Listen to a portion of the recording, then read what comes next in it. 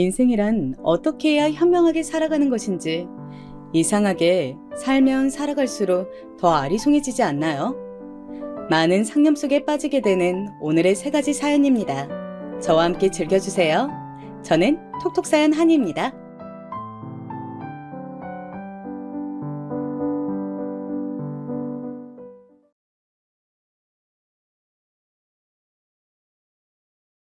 안녕하세요. 저는 경기도 고양시에 거주하고 있는 40대 남자입니다. 직업 특성상 저는 운전할 일이 엄청 잦은데요. 이럴 때 차에서 톡톡 사연을 틀어놓으면 사연에 저도 모르게 몰입이 되면서 운전하는 길이 지루하지 않게 되는 것 같아요. 오늘은 제가 직접 경험담을 나눠보고자 합니다. 제 나이 딱 30살이 되었을 때 만난 인연이 있었어요.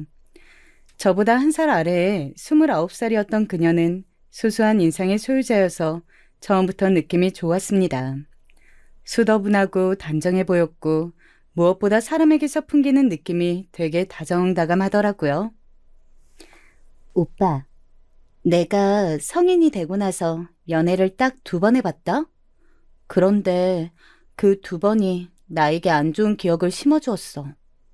왜냐하면 2번 모두 상대방이 나를 두고 바람을 피웠기 때문이야. 그러다 보니까 혹시 나에게 문제가 있나? 이런 생각까지 드는 거 있지? 마음의 상처를 깊이 받았고 이제는 연애를 떠나서 사람 자체에 대한 불신이 생기더라. 여보하고 지금 알콩달콩 문제없이 만나고 있다는 게 사실 나에게는 꿈만 같아. 진짜? 아니, 너는 어떻게 그런 쓰레기 같은 놈들만 사귀었어?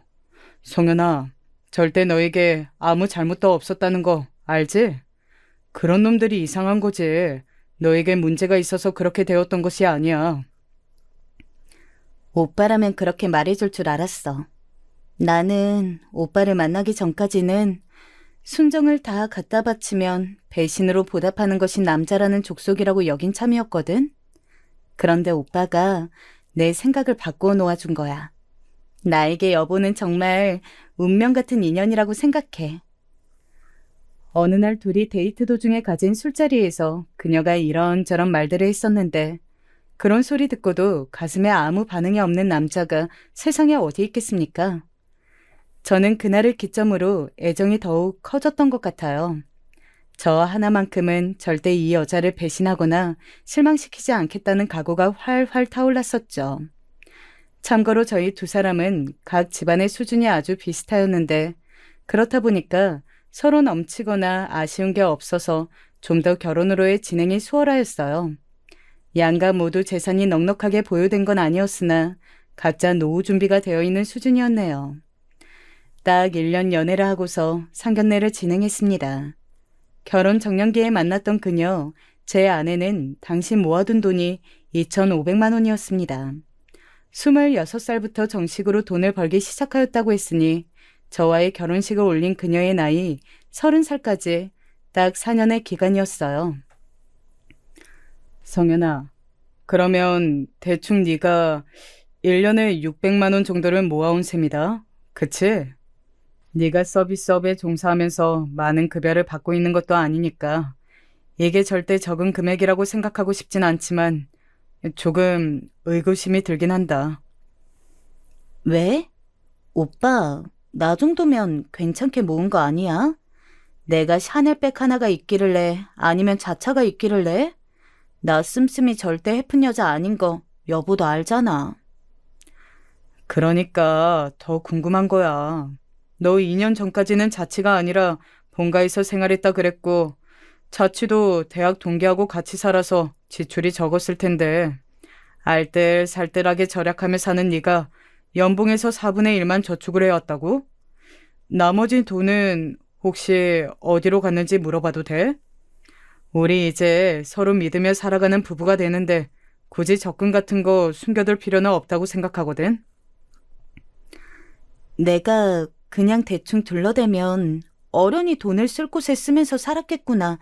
이렇게 여기고 넘어가면 될 일이지. 오빠는 왜 그렇게 기를 쓰고 내가 돈을 어디다 썼는지 알아내려고 들어? 나 괜히 의심이라도 받는 입장 된 것 같아서 기분이 나빠. 취조하는 거야, 뭐야. 그리고 나 웬만하면 기분 나쁘다고 직접적으로 말 안 하는 여자인 거 오빠도 알지? 그러니까 이건 진짜 오빠가 잘못했어. 제가 사과를 하면서 일단락이 되었는데요. 아내는 집안에서 3남매 중에 막내입니다. 먼저 결혼해서 가정 꾸리신 처형과 형님이 계시고요. 제가 연애 때 얼핏 들어왔던 것도 있고 해서 알고 있었던 부분은 장인어른, 장모님 두 분은 처형께서 전적으로 챙겨드리고 계셨고 금전적인 건 형님께서 주로 책임을 지고 계시다는 것이었어요. 아내는 집안에서 너는 네 앞가림이나 잘해라 이렇게 여겨지는 막내였기 때문에 집에 돈을 안 내놨습니다. 연애 초기 때 어버이날이 됐었는데 제가 부모님께 카네이션 생화와 용돈 그리고 고급스러운 한정식 집을 예약해드렸던 반면 아내는 카톡으로 낳아주고 길러주셔서 감사합니다. 이런 상투적인 문구만 딸랑 보내드리는 게 전부였던 걸 제가 직접 봤습니다. 그랬기 때문에 제가 분명히 아내가 집에서 절대 돈 쓸 일이 없다는 걸 알고 있었건만 결혼할 때가 되어서 재산을 공개했을 때 제가 좀 당황할 수밖에 없었죠. 막연히 최소 3천만 원은 모았을 거라고 생각했었거든요. 참고로 저는 4,800만 원 정도가 결혼 당시에 통장에 있었습니다. 제가 돈을 더 많이 모은 상태였지만 입이 떡 벌어지는 차이도 아니었고 계산기를 두드려가면서까지 재고 따지고 싶은 생각은 추워도 없어서 그냥 결혼을 진행했었어요. 하지만 훗날 이때를 돌이켜보면 기묘한 직감이란 정말 놀라운 것 같습니다. 이때 가졌던 아내가 왜 생각보다 돈이 없을까에 대한 의구심이 괜한 것이 아니었기 때문이에요. 하지만 이것이 드러나는 것은 더 뒤의 일이었고 저는 양가의 축복 속에서 아내와 결혼에 꼴이 나였습니다. 신혼집은 양가에서 5천만 원씩 지원해 주신 1억에다가 제 돈 그리고 제 명의로 대출받은 것까지 합쳐서 아파트 전세로 구하였어요. 2년 채우고 나면 더 좋은 동네로 옮겨갈 것을 애초부터 염두에 두고 있었고요. 가전, 가구 같은 일체의 혼수는 아내가 채웠고요. 결혼하고 나서 어느 날 같이 웨딩 앨범을 넘겨보고 있는데 문득 제가 아는 한 인물이 결혼식에 안 온 게 생각나더라고요. 성현아, 너랑 자취했던 그 친구분은 왜 안 왔어? 대학 동기이기도 하잖아. 가장 친할 텐데 이제 보니까 결혼식장에서 보질 못했네. 아, 그게 나는 당연히 초대했는데 가족 행사가 그 주말에 겹쳤다고 하면서 못 온다고 하더라. 날짜가 어떻게 딱 그렇게 됐었구나. 아쉽다.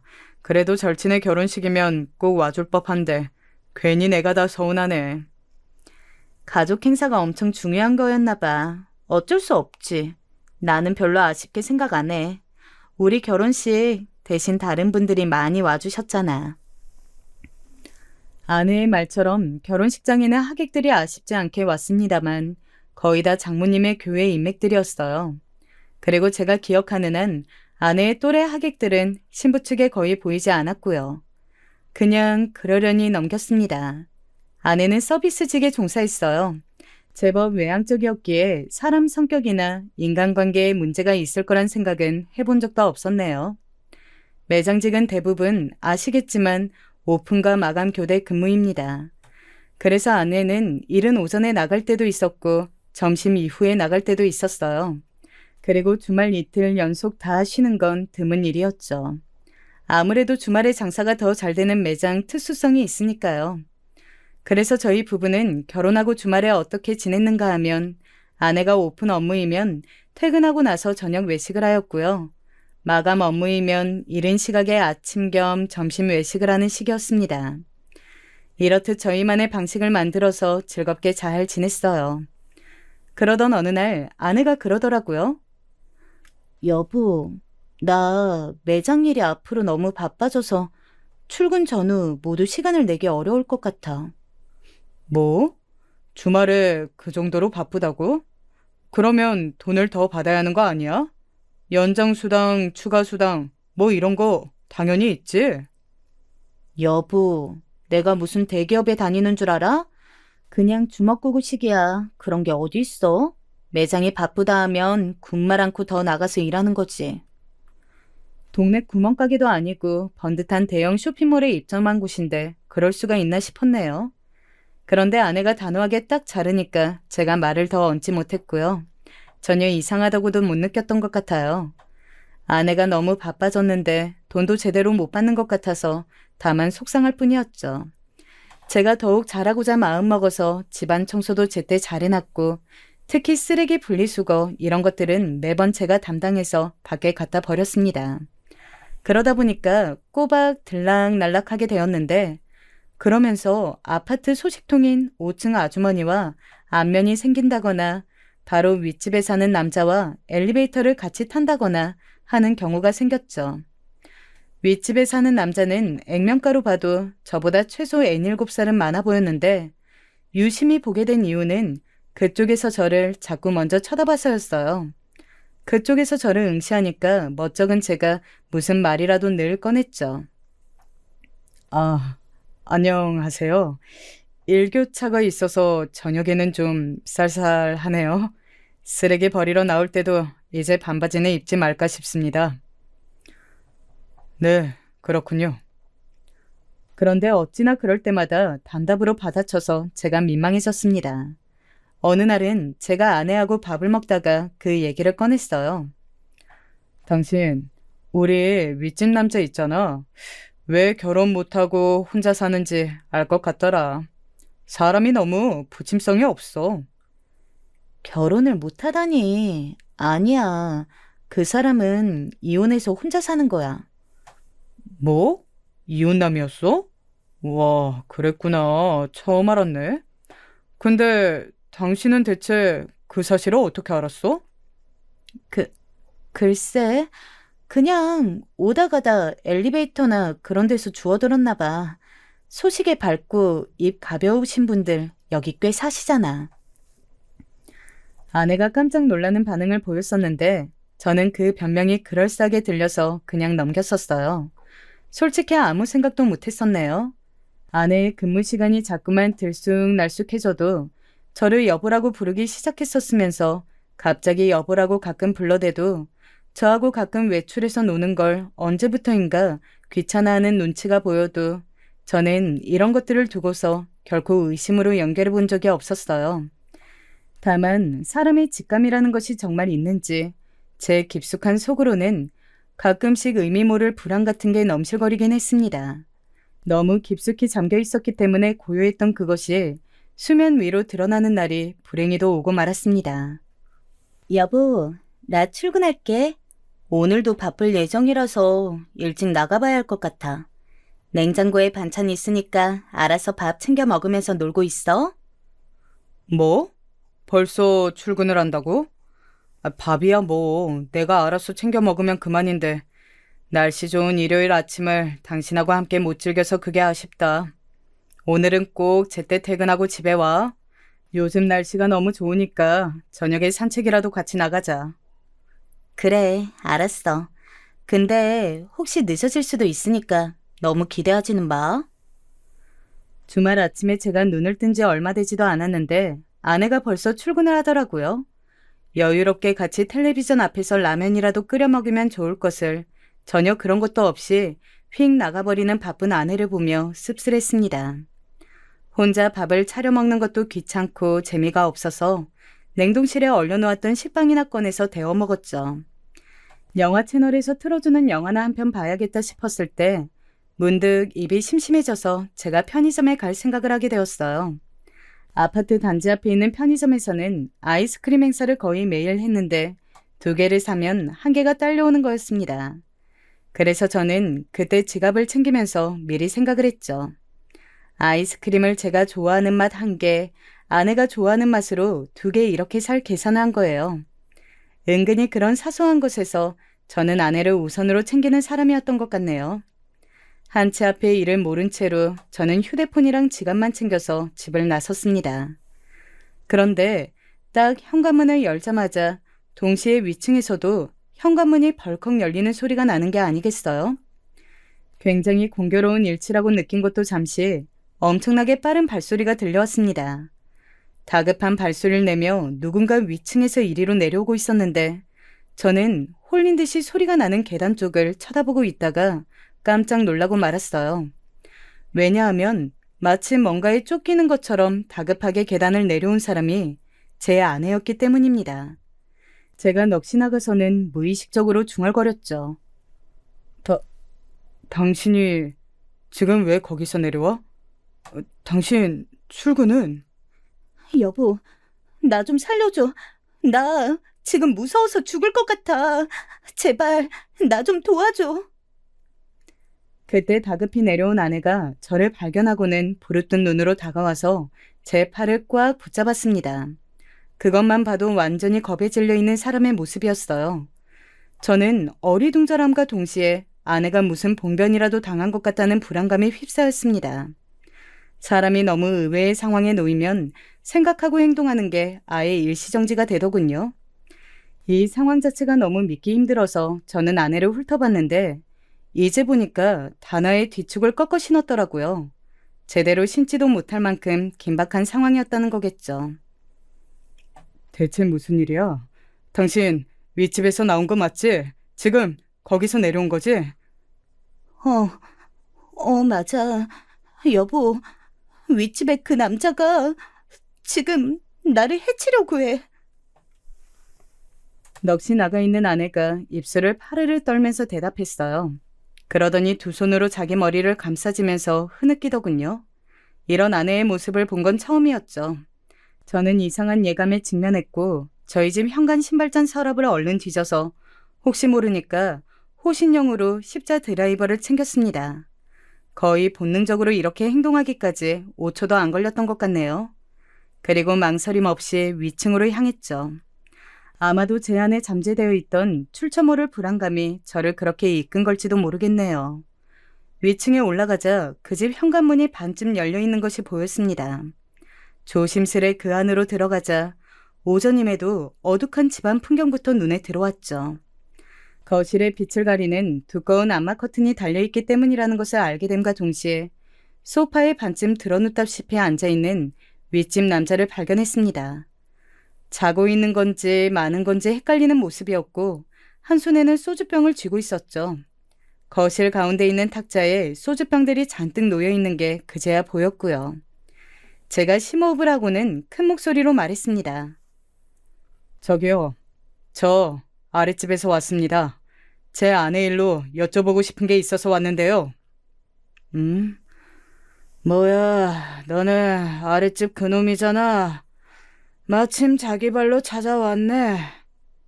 예? 자기 발로 찾아왔다니 갑자기 그게 무슨 말씀이신지. 제 부름에 정신을 차린 남자가 몸을 똑바로 일으키더군요. 그러더니 당황한 저를 향해 삿대질을 날렸습니다.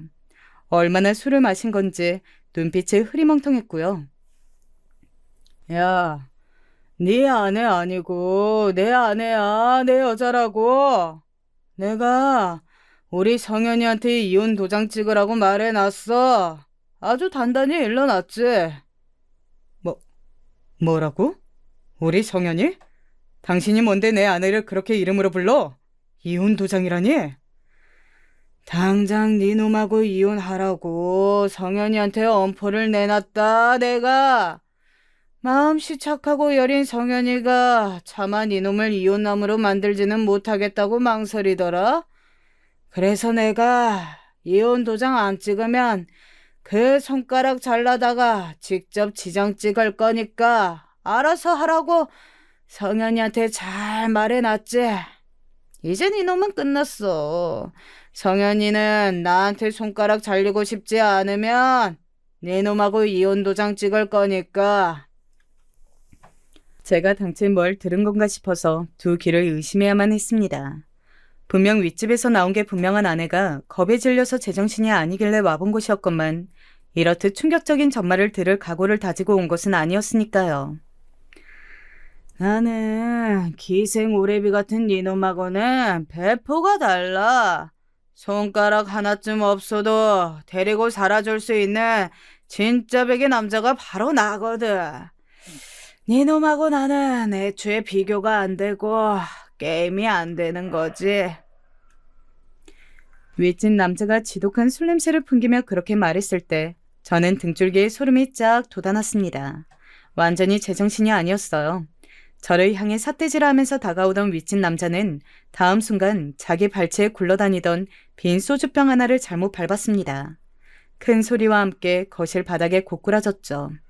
가뜩이나 인사불성 상태에서 넘어지기까지 한 윗집 남자는 정신을 차리지 못했고 쓰러진 그대로 신음만 흘릴 뿐이었어요. 저는 직감적으로 이게 기회라고 판단하여 집안을 활보하기 시작했습니다. 심장이 미친 듯이 뛰고 있었지만 머리는 차갑게 식은 것 마냥 이성을 유지하고 있었죠.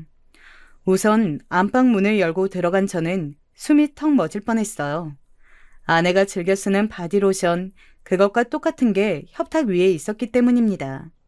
윗집 남자는 분명히 혼자 살 텐데 침대 위에 베개는 2개였어요. 그 다음으로 작은 방에 들어가자 더욱 경악스러운 풍경이 보였죠. 옷방으로 쓰이고 있던 그 방에는 여자 옷이 절반가량의 비율을 차지하고 있었습니다. 저는 정확히 알 수 있었어요. 그 여자 옷들이 제 아내의 것이라는 사실을 말이죠. 스타일이 완전히 아내가 입고 다니는 옷들이었습니다. 게다가 방구석에 놓여있는 화장대 위에는 액자가 있었는데 가까이 다가가서 그 액자를 집어든 저는 눈을 질끈 감아야 했어요. 사진 속에서 환하게 웃고 있는 2사람은 바로 제 아내와 윗집 남자였습니다. 어떻게 이런 일이 있을 수 있냐는 탄식이 목 끝까지 차올랐어요. 그 울분을 안고 걸음을 옮겨보자 이번에는 부엌 한쪽 벽면이 아예 사진들로 인테리어가 되어 있었는데 그게 전부 다 제 아내의 사진이더군요. 혹은 아내와 윗집 남자가 함께 찍은 사진들이었습니다. 혼이 빠진 눈동자로도 저는 그걸 살펴봤어요. 그랬더니 바닷가처럼 멀리 놀러가서 찍은 사진도 보였죠. 기가 막혔습니다. 분노에 찬 제가 거실로 달려가 바닥에 엎어진 그 남자의 멱살을 강제로 잡았어요. 이 망할 자식아, 네가 내 아내하고 바람을 피우고 있었어? 여태까지 바로 위 아랫집에 살면서 이딴 치정을 벌여왔다고? 이 짐승만도 못한 전하의 파렴치한 자식 같으니라고. 제가 울분에 차서 외쳤지만 이제는 아예 정신을 놓아버려서 여기가 어딘지 자기가 누구인지조차 모르는 것 같은 윗집 남자에게는 들리지 않는 모양이었습니다. 씩씩거리며 윗집 남자의 멱살을 놓아준 저는 그 즉시 휴대폰으로 이 모든 증거를 다 찍어놓기로 하였죠. 그런데 손이 극심하리 마치 덜덜 떨려서 주머니에서 휴대폰을 꺼내고 동영상 버튼을 누르는 그 단순한 과정도 애를 먹었습니다. 제 평생에 그런 건 처음이었네요. 도저히 믿을 수 없는 제 아내의 외도 증거를 직접 증거로 찍어 남기는 동안 저는 울고 싶은 심정이었습니다. 불과 몇십 분 전까지만 해도 저는 아내와 나눠 먹을 아이스크림을 사놓으려고 외출하려던 참이었어요. 그랬다는 게 믿어지지가 않더라고요. 오죽하면 저는 저의 손으로 직접 제 뺨을 세게 쳐보기까지 했습니다. 더럽게 아프더군요. 그러나 갈기갈기 찢긴 제 가슴보다는 아프지 않았던 것 같네요. 화장실까지 확인한 저는 무심코 수납장을 열어보았다가 멈칫하고 말았습니다. 여성들만 쓰는 생리대가 그 안에 들어있었는데 그건 제 아내가 쓰는 제품이었어요. 아내가 늘 동일한 제품만을 썼기 때문에 제가 그걸 알고 있었던 것이죠. 다량의 옷들에 이어서 생리대까지 이것은 명백한 2집 살림의 증거였습니다.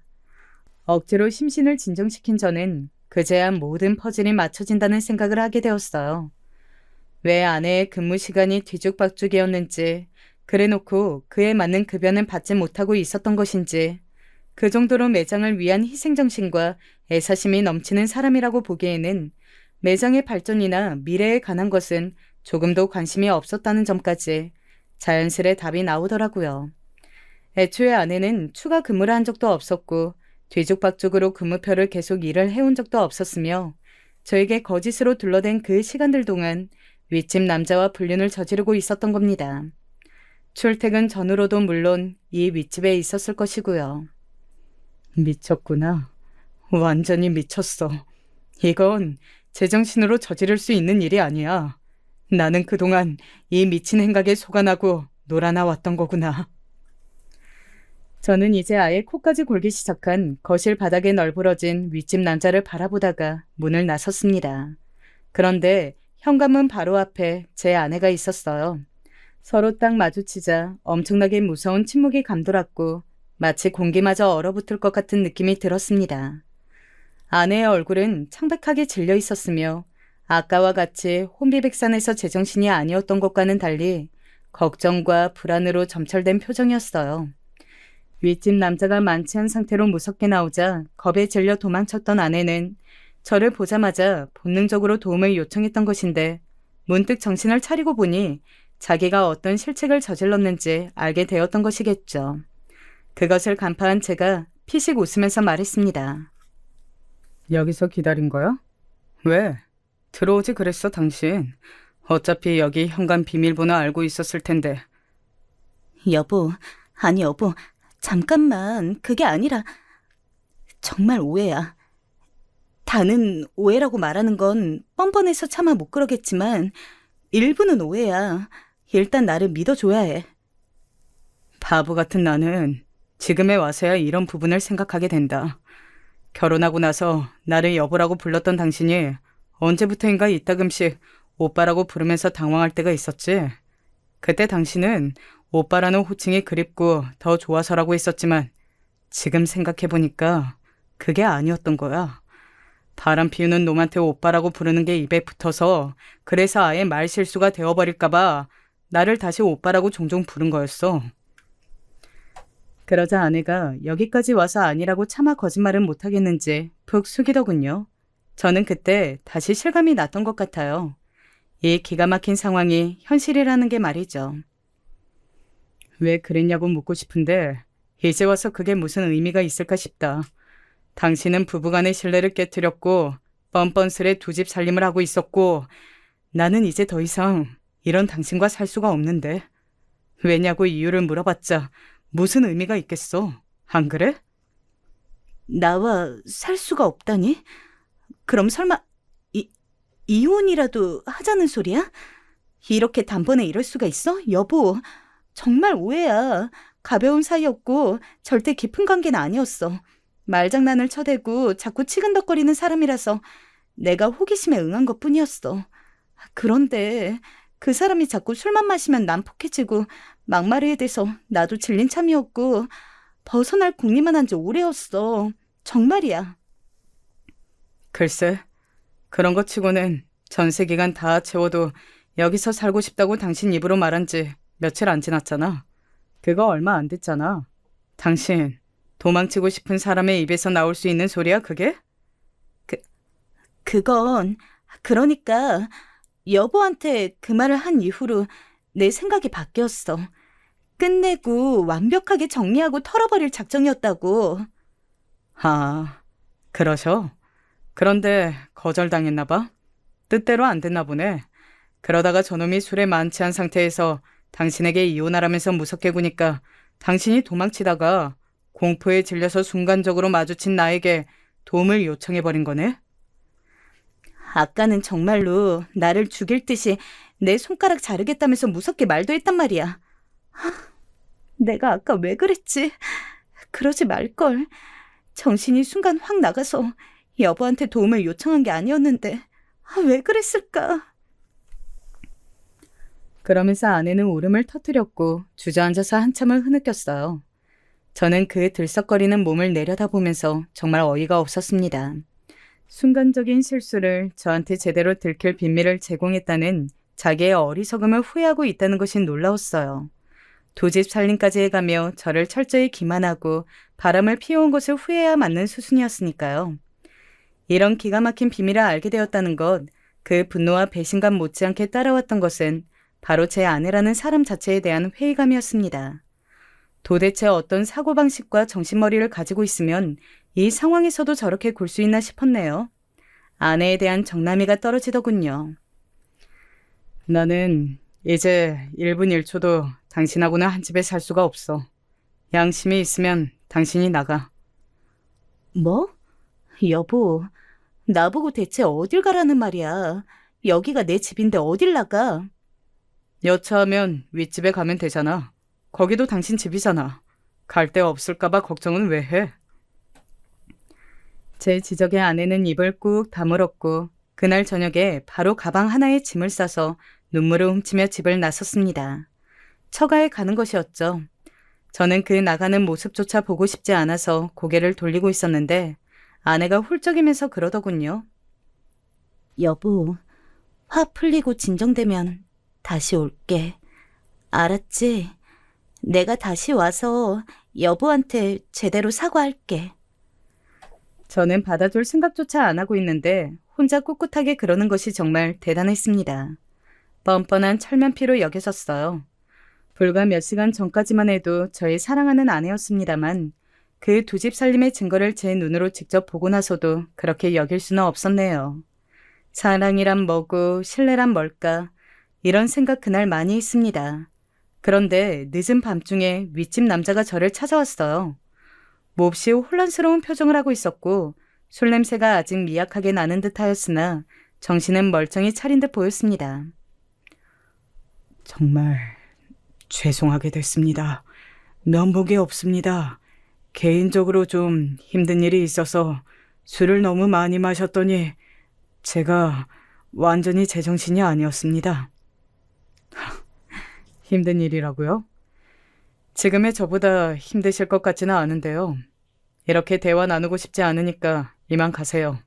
저는 그쪽하고 앞으로 법적으로만 대화를 나누고 싶습니다. 다시 한번 죄송합니다. 저요, 남자 대 남자로서 솔직히 말하는 건데 그 여자에게 진심이었습니다.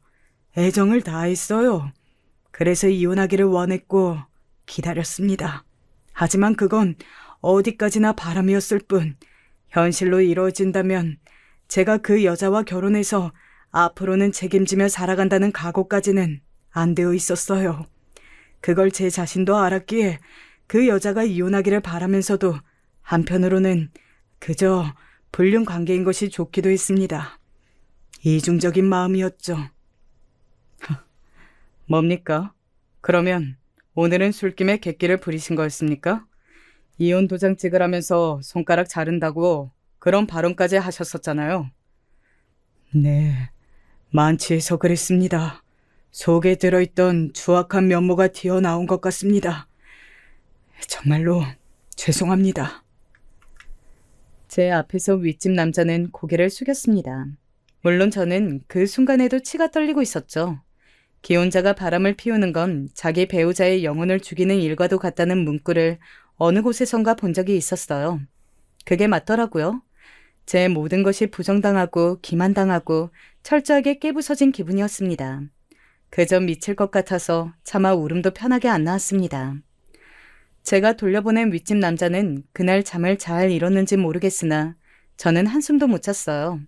침대에 누워서 딱 천장을 보는데 제 아내가 윗집 남자와 함께 미래를 즐겼을 공간이 바로 이 천장 변 너머에 있다고 생각을 하니까 토악질이 나오더라고요. 도저히 견딜 수가 없었어요. 뜬 눈으로 나를 지새우고 간신히 출근했다가 결국 오전만 근무하고 나왔습니다. 월요일 같은 때에 반차를 허락해주는 분위기가 아닌 직장이었는데 다들 제 몰골을 보고서는 먼저 들어가서 좀 쉬라고 그러더군요. 그런데 오후에 장모님으로부터 연락이 왔어요. 재서봐, 우리 딸이 자네를 얼마나 사랑하는데 설마 실수 좀 저지른 것 가지고 이혼까지는 안 하리라고 믿네? 그게 실수라고 표현될 수 있는 건가요? 본격적으로 붙어 먹었다는 게 너무 뻔한데도요. 우리 딸은 그냥 병인 거야. 예전부터 유부남 건드리고 다니고 그랬던 버릇 아직 못 고친 거야. 내가 보기엔 우리 딸이 자네만큼은 정말로 위하고 아끼고 사랑하는 게 맞아. 이건 진짜 자네가 의심해서는 안 돼. 네? 유부남을 건드리고 다녔다는 건 무슨 말씀이시죠? 네, 내가 그런 말을 했나? 아이쿠야, 아무것도 아니야. 늙은이의 헛소리인 거지. 아무튼 나는 최서방이 마음 넓게 우리 딸을 좀 용서해줬으면 해. 위하고 아끼고 사랑하는데 어떻게 그런 바람을 피웠다는 것인지 정말로 말도 안 되는 소리였습니다. 제가 머리털 나고 이런 궤변은 처음 들어봤네요. 장모님의 실언에서 잡아낸 내용이 아무래도 저는 궁금해서 처형께 연락을 드렸습니다. 그러자 몹시 난감하신 투로 말을 돌리시더군요. 둘 사이의 일은 둘이서 풀었으면 좋겠는데 나도 언니지만 동생을 어떻게 다 알겠어요. 나이 차이가 많이 나서 솔직히 잘할 때도 돈독하지는 못했거든요. 궁금한 점을 알려주지 못해서 미안하게 됐고 어떤 결단을 내리시든 알아서 하세요. 나는 그 뜻 존중해 드릴게요. 단호하게 끊어버리시길래 그 다음에는 형님께 연락을 드렸어요. 형님께서는 아직 사태를 정확히 모르시는 듯하여서 제가 전화로 이런저런 설명을 다 드렸습니다. 그랬더니 한숨을 푹푹 내쉬며 이렇게 말씀하셨죠. 솔직히 오빠 된 입장으로서는 어떻게든 내 동생 용서해주고 한 번만 눈 감아달라고 빌고 싶지. 그게 어쩔 수 없는 가족으로서의 마음이지. 그런데 내가 우리 매부를 위하는 마음으로 정말 객관적으로 말을 해보자면 그냥 이혼하라고 하고 싶어. 내 동생이 결혼 전에 얼마나 어떻게 싸돌아 다녔는지까지는 나도 몰라. 이건 진짜야. 근데 행실이 썩 바르지 않았다는 것 정도는 알거든. 아무튼 나는 이 정도만 말해주는 게 다니까 더 이상 묻지 말았으면 해. 저는 더 듣고 싶고 여쭙고 싶은 게 많았기에 그 후에 형님께 문자를 남겼지만 답이 없으셨어요. 전화를 다시 드렸더니 아예 안 받으셨고요. 그때 문득 머릿속에서 떠오른 인물이 있었습니다. 아내가 결혼 전에 자취를 했을 때 같이 살았던 친구요. 함께 자취를 할 만큼 가까운 사이였으나 막상 결혼식장에서는 모습을 드러내지 않았죠. 저는 아내의 연애 시절 아내의 대학 동기라는 그 인물을 직접 본 적이 있었고 통화를 한 번 한 적도 있었습니다. 그 기억을 미천 삼아서 번호를 찾아내 연락을 해봤어요. 제가 상황을 설명드리자 그분이 코웃음부터 치시더군요. 걔 상습범이에요. 제가 그래서 상종 안 하는 거고 손절한 거예요. 그분이 대뜸 뱉으신 발언에 제 심장이 바닥까지 떨어졌습니다. 아내의 두 집 살림 분류는 알게 된 이후로 더 충격받을 게 있을 줄은 몰랐네요. 대학 때도 소문이 있었어요. 교수님한테 자꾸만 의도적으로 접근하고 꼬리치고 눈웃음 살살 치면서 학점 얻어낸다고. 그런데 저는 그런 걸 뜬 소문이라고 여겼죠. 그 교수님이 인물이 좋으시기는 했어도 우리보다 20살 이상 많으셨고 결혼해서 아이도 있으셨으니까 말도 안 된다고 생각했던 거예요. 그래서 걔가 친구들 사이에서 은근히 따돌림 당해도 저는 걔랑 다녔던 거예요. 말씀 중에 실례지만 설마 그 뜬 소문이라고 여겨졌던 것도 사실이었던 건 아니겠죠? 왜 아니겠어요? 사실이었어요. 그건 제가 성현이하고 같이 자취했을 때 걔한테 직접 들었는걸요? 술에 취해서는 자기 입으로 그 얘기를 줄줄 불더라고요. 교수님한테 접근해서 일부러 예쁨 받았던 거 맞다고 그러던데요? 그거 듣고 제가 그때부터 거리를 두기 시작한 거였죠. 근데 생각해보면 대학 졸업 전에도 걔는 또 요란한 게 있었어요. 다른 과의 어떤 여보랑 사귀다 헤어졌었는데 그 헤어진 이유가 바로 걔가 바람을 피워서였죠. 도저히 믿어지지가 않는데요. 제 아내는 자기가 연애만 했다 하면 상대가 바람이 나서 상처받고 헤어졌다고 했었어요. 무슨 소리예요? 반대로 알고 계시네? 제가 걔랑 자취하면서 이것저것 듣고 알게 된 게 있어서 확실히 말씀드릴 수 있는 건데요. 걔 연애하면 무조건 바람 피웠어요. 그래서 항상 상대방에게 상처를 줬고요. 걔는 그냥 천성 자체가 뒤틀린 관계에 흥분하고 빠져드는 성격인 걸 알고는 절교하기로 제가 마음 먹었던 거죠. 이런 미친 사람은 절대 결혼하면 안 될 거라고 생각도 했었네요. 결혼하면 불륜 저지를 테니까. 그런데 역시 이렇게 되는군요. 사람이란 안 바뀌나 봐요. 이럴 수가. 그럼 혹시 아내가 돈을 딱히 쓸 데가 없는데도 지출을 많이 안 하는 소비 습관을 분명히 갖고 있는데도 결혼 전에 돈을 많이 못 모은 이유를 아시나요? 아, 그거요? 제가 알기로는 유부남들 건드렸다가 그 와이프들한테 된통 걸려서 돈 물어주느라 그렇게 된 걸로 알아요. 그것까지 알고 나자 정신이 아득해졌어요. 어쩐지 결혼 전에 이상하게 알뜰한 데다가 돈 나갈 구석도 없는 아내가 저축을 많이 못한 게 마음에 걸렸었는데 그게 불길함을 감지하는 직감이었나 봅니다. 저는 완전히 도덕적으로 해이한 여자와 결혼을 했었던 것이죠. 실소가 막 입에서 흘러나오더라고요. 눈물도 안 나왔어요. 다만 가슴으로 피눈물을 흘리고 있었습니다. 저는 일부러 아파트 소식통으로 알려진 5층의 아주머니를 공동 현관에서 마주쳤어요. 한숨을 크게 내쉬면서 벽에 기대어 서 있었더니 아니나 다를까 저에게 호기심 어린 얼굴로 다가오시더군요. 그래서 제가 초췌해진 몰골로 말씀드렸죠. 제 와이프가 윗집 남자하고 알고 보니까 그렇고 그런 사이였더라고요. 지금 어떻게 해야 될지도 모르겠고 그냥 생각이 너무 복잡해서 바람이나 쐴 겸 자꾸 나와 있게 되네요. 어머나 세상에.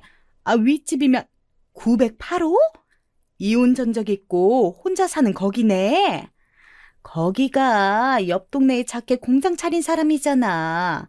우리 남편이 그 공장 거래처들하고 막연한 사이라서 나도 잘 아는데. 그런데 불륜이라니 이게 웬일이야. 미쳤다 미쳤어. 근데 와이프가 쇼핑몰에서 일하지 않아요? 거기 빵 파는 카페에서 맞죠? 네, 맞아요. 제 와이프가 거기서 직원으로 근무하고 있어요.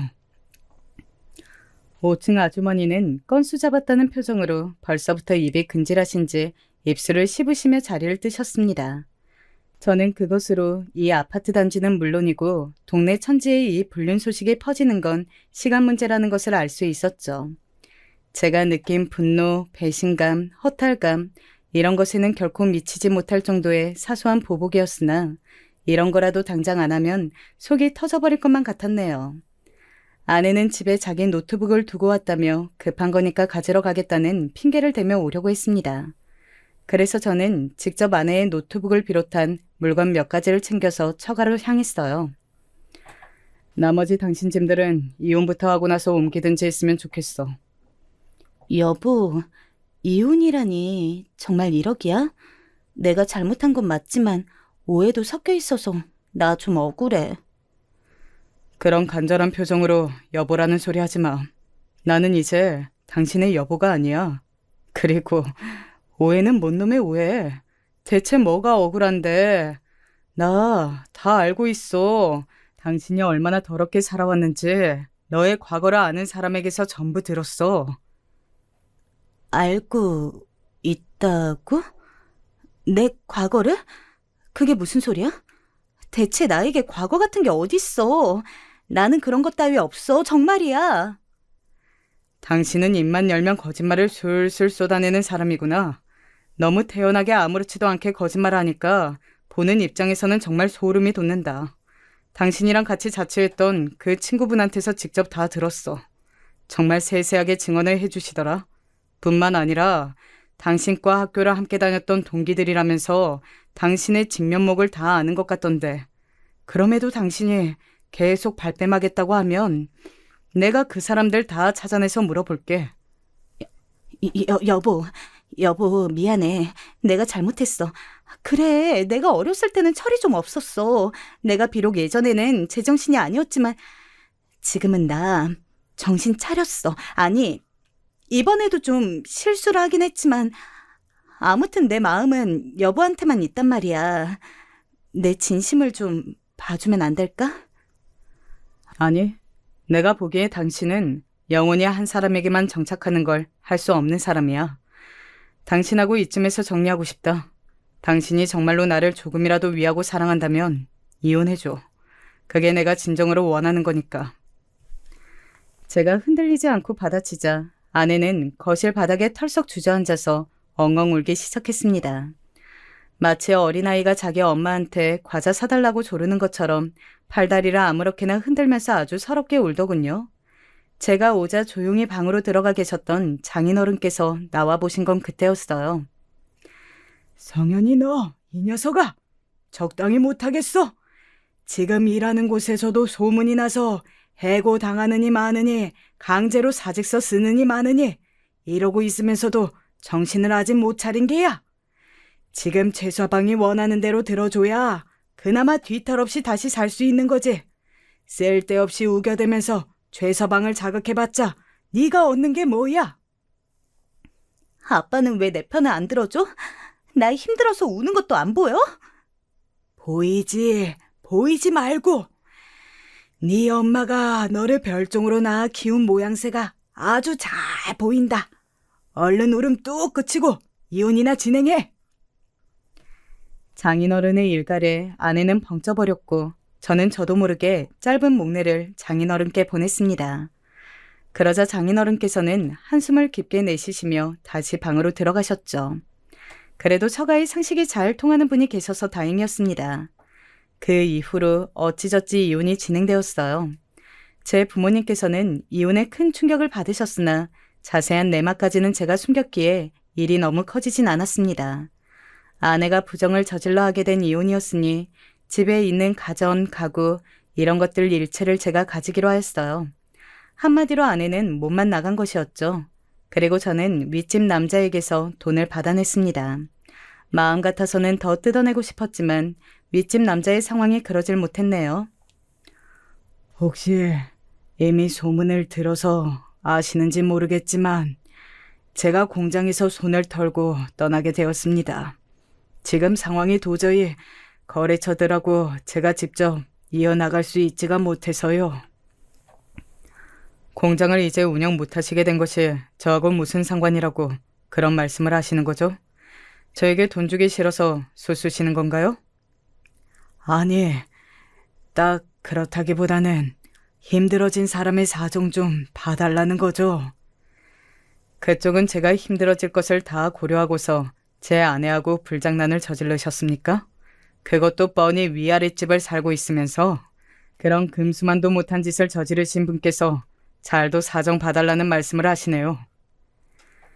저에게 사정사정을 하던 윗집 남자는 결국 제 냉담한 태도 앞에서 눈물을 보이며 결국 무릎까지 꿇었습니다. 정말 바닥에 털썩하고 무릎을 꿇는 것에 저도 진짜 한숨밖에 안 나오더라고요. 그것에 마음이 약해져서 돈을 더 뜯어낼 만큼 못 뜯어낸 게 아니었고 앞만 봐도 그 윗집 남자가 수중에 돈이 남아있지를 않는 것 같아서 그리하였습니다. 아파트 소식통인 5층 아주머니의 남편분들 통해서 공장 단지 및 거래처들에도 윗집 남자의 저급한 불륜 이야기가 다 퍼져버린 모양이었으니 더 이상 버틸 수가 없었나 봅니다. 결국 윗집 남자는 다른 사람에게 공장을 넘긴 뒤 도망치듯 사라져버렸어요. 종적을 감춰버리면 끝이게 될까봐 진작에 1,000만 원을 받는 것에 만족하며 그치게 된 저로서는 다행이었죠. 당연히 윗집 남자는 이사를 간 것이었는데 시선을 의식한 것인지 평일 아침 새벽에 이삿짐 차 불러서 떠났더군요. 저는 얼마 후에 만기를 맞이하여 그 집을 떠나게 되었어요. 그때 이혼이 최종 성립되었고요. 저는 아예 다른 지역으로 갔습니다. 직장 생활을 계속하려니까 자꾸만 가슴이 뻐근하고 두통이 심하게 일어나더군요. 병원에 가봐도 뾰족한 수가 없었고 아마도 우라병인 듯 하였어요. 스트레스가 켜켜이 쌓여간 것이었죠. 그래서 저는 사무직을 그만두었고 각종 기계의 수리를 보고 다니는 일을 시작했습니다. 저의 형의 오랜 지인분이 하는 곳에서 저를 고용해 준 것이었죠. 그 후로 저는 이곳 저곳의 수리 업무를 보러 다니느라 혼자 운전하고 다니는 시간이 엄청 늘어났어요. 그런데 마음이 편안하더라고요. 잡생각을 떨칠 수 있어서 좋았죠. 다시 사무직으로 안 돌아갈 것 같다는 생각이 들었고 지금까지도 그러고 있습니다. 이제는 과거형이 되어버린 아내, 그녀에게서 사실은 연락이 왔어요. 여보, 암만 생각해도 나 억울해서 미쳐버릴 것 같아. 그때 내가 넋이 빠져서 방심하지만 않았으면, 괜히 여보한테 입만 나불대지 않았으면 안 걸리는 거였잖아. 그럼 나는 어떻게든 그 남자하고 끝냈을 테고 우리는 평화로운 부부 생활을 누리고 있었을 거야. 나 진짜 억울해, 여보. 너무 화가 나서 요즘에는 밤에 잠도 안 와. 피해자는 난데 네가 억울하다는 얘기를 안 해? 아직도? 내가 진지하게 조언하는데 너 진짜 정신과 한번 가봐라. 너 그거 정신적으로 문제 있는 거야. 그리고 우리가 이혼한 지가 언제인데 아직도 나한테 여보 타령이야? 지금 이 번호도 차단할 거니까 제발 나한테 연락 안 해줬으면 좋겠다. 앞으로 알아서 잘 살아. 도대체 제가 어떤 안일한 생각으로 이런 여자와 결혼을 덜컥 했었던 것인지, 1년 반 동안이나 부부로 살았던 것인지 믿어지지가 않더라고요. 지극히 자기 중심적으로 생각하는 그녀를 향해 저는 일말의 미련도 남기지 않았습니다. 번호를 싹 차단하고 지냈네요. 그 이후로 건너 지인에게서 우연히 그녀의 소식을 들은 적이 있었는데 가족들이랑 사이가 틀어진 것인지 버림을 받은 것인지 혼자 작은 원룸촌에서 살면서 편의점 아르바이트를 하고 있다고 했어요. 그게 마지막 소식이었네요. 저는 꼬박 돈을 모았고 현재는 여유로운 생활을 누리고 있습니다. 새로이 여자친구도 사귀어서 즐겁게 만나는 중이에요. 뜻이 잘 통해서 함께 있으면 편하답니다. 결혼 생각은 서로가 일단 없기에 이대로 계속 지낼 것 같아요. 행복한 일상을 보내는 와중에 지난 경험담을 꺼내어 보니 조금 색다른 기분이었습니다. 들어주신 모든 분들 고맙습니다. 행복하세요.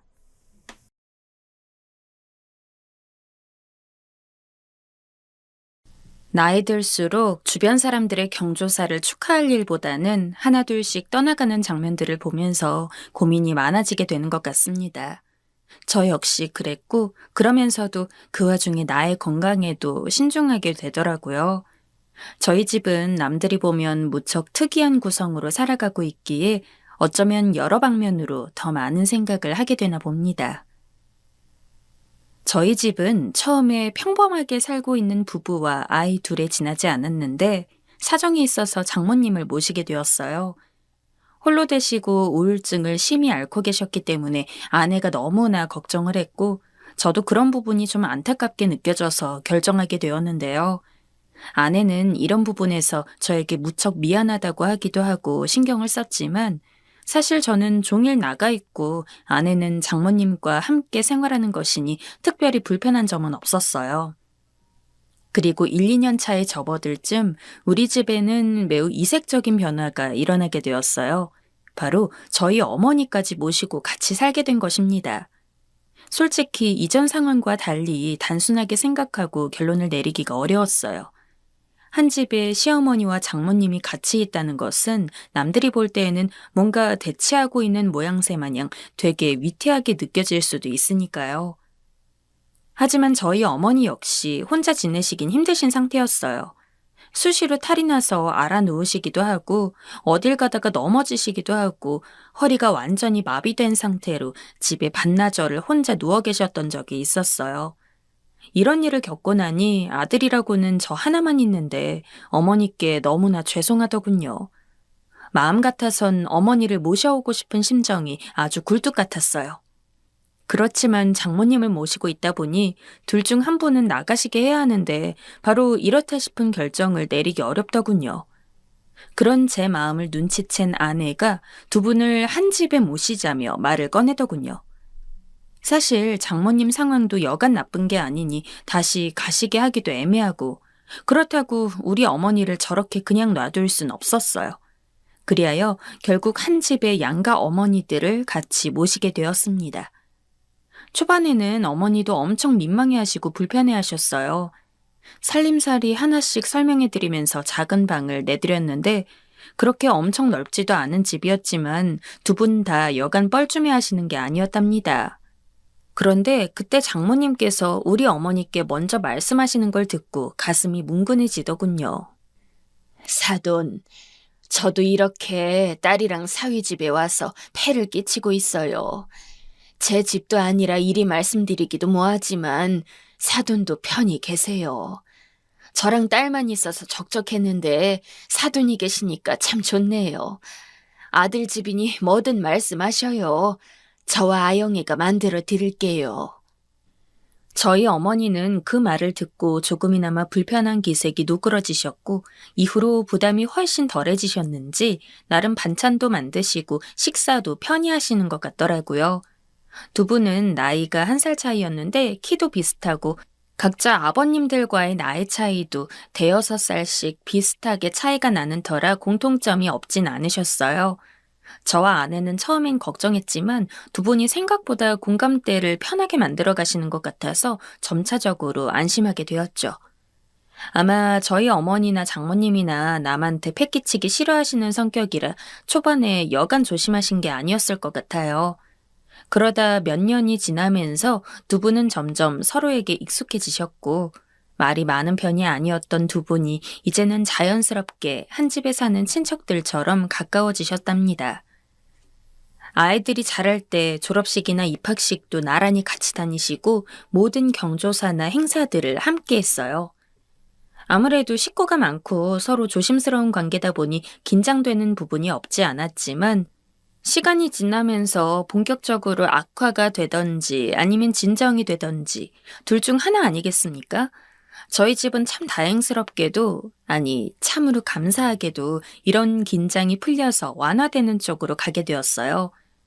혹시나 악화되고 불화가 생길까봐 저와 아내는 매번 긴장했던 것 같은데 장모님과 저희 어머니는 나중에 같이 경로당도 다니게 되셨고 아주 편안한 관계로 함께 하시게 되었어요. 저희 부부가 자러 들어간다고 해도 두 분은 나란히 거실에 앉아 드라마를 보시면서 수다를 떨기도 하고 삶은 계란이나 쥐포 같은 것을 간식으로 곁들여 드시는 것을 무척 좋아하셨죠. 밤 10시나 11시쯤 지나서 쥐포를 굽는 냄새가 나면 이건 무조건 우리 어머니가 굽는 거구나. 두 분이 뭔가 또 드라마나 다큐멘터리를 보시려나 보다 하고 예감하게 되었어요. 우리 애들도 나가서 할머니들과 같이 앉아서 까먹다가 제 방으로 들어가 자기도 했고요. 이렇게 할머니들이 집에 계시는 덕에 저와 아내는 가끔 아이들이 아프거나 뭔가 일이 생겨도 장모님과 어머니가 같이 봐주시거나 대신 가주시니 이런 부분에 감사함을 느꼈어요. 솔직히 이렇게 6식구가 살기에 결코 여유로운 형편은 아니었고 저도 가장으로서 많은 부담을 느끼긴 했어요. 그래서 아내도 너무 늦기 전에 생활선으로 뛰어들게 된 것도 있고요. 그래도 가장 감사한 것은 가정의 분위기가 나빠지진 않았다는 것입니다. 몸이 불편하셨던 저희 어머니는 중간중간 약을 먹고 근거리 병원을 다니면서 큰 문제는 없게 되었고 뭔가 일이 있다고 해도 항상 바로 근처에 장모님이 계시니 즉각 상황을 알 수 있어서 걱정할 게 없었어요. 아내는 우리 어머니가 계셔서 장모님도 우울증을 잊고 자잘한 수다가 많아진 것 같다고 하더라고요. 아무리 그래도 그 연령대에는 나이 차이 나는 자식보단 동년배가 더 좋을 텐데 그 역할을 우리 어머니가 해주신 것 같다고 말입니다. 한창 초반에 아내도 장모님의 우울증 때문에 가슴 아파서 울던 때가 있었는데 어느새 그런 걱정이 있었나 싶게 묻히기도 했더라고요. 덕분에 우리는 이렇게 지내오면서 나중에 아이들이 대학에 가고 취업을 하고 큰아이가 결혼을 할 무렵까지 그럭저럭 무탈하게 살게 되었어요. 꽤 오랜 세월이었는데요. 그러던 사이 특별한 풍파 없이 잘 지내왔던 우리 집에 아주 큰 사건이 생기게 되었어요. 아내가 그간 소화가 안 되고 어딘가 아프다는 말만 몇 번 했었는데 어느 날 갑자기 꿈쩍이지도 못할 정도로 괴로워하더니 그 길로 병원에 실려가게 되었어요. 걱정하시는 어머님들을 두고 저와 아이들이 각자 직장에서 나와 달려갔어요. 그런데 우리는 그날 아내에게 암이 있다는 것을 알게 되었고 이미 4기쯤 접어들어 시한부라는 말까지 듣게 되었어요. 이른 나이에 결혼을 했고 그래서 얼른 더 빨리 제 엄마에게 손주를 안겨주고 싶어 했던 큰딸은 큰 소리로 울며 정신을 차리지 못했어요. 저도 온전히 마음을 추스를 수 없어 결국 아들이 여기저기 연락을 드리게 되었죠. 제대로 마음의 준비도 못한 상태로 아내는 얼마 가지 않아 세상을 떠나게 되었습니다. 아내를 보내고 난 뒤 큰딸은 얼마 되지 않아 출산을 하게 되었고 그때 태어난 손주를 보니까 참 마음이 아려오더군요. 딸아이는 엄마와 함께 조리를 하고 싶었고 아기 보는 법도 배우고 싶었다고 하는데 그 말을 들으니 얼마나 가슴이 아픈지 모르겠더라고요. 그때 장모님과 저희 어머니가 딸아이와 손주를 집으로 불러 한 달 정도 같이 봐주셨어요. 이때 처남도 아기를 보겠다고 잠깐 집에 들렀는데 저한테 한참 고민하는 얼굴로 말을 하더군요. 매형, 이제 저희 엄마 제가 모시고 갈게요. 아직 엄마한테 말씀은 안 드렸는데 형이 좋다고 하시면 말씀드리려고요. 저희 누나도 이제 없고 애들도 다 커서 나왔으니까요. 아니야, 처남.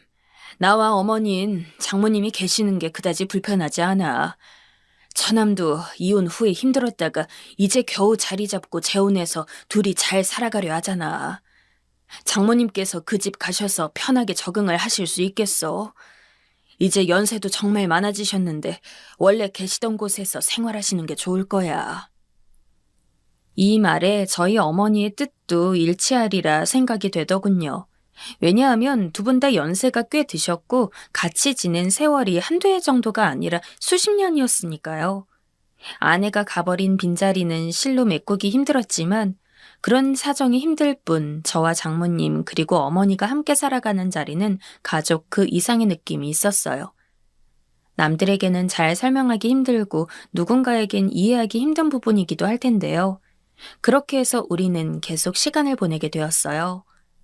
아내 없이도 아이들은 끊임없이 때마다 우리 집에 드나들면서 저와 제 할머니들께 인사하면서 자주 다녀갔고 저는 여전히 일을 바쁘게 하고 있던 차였어요.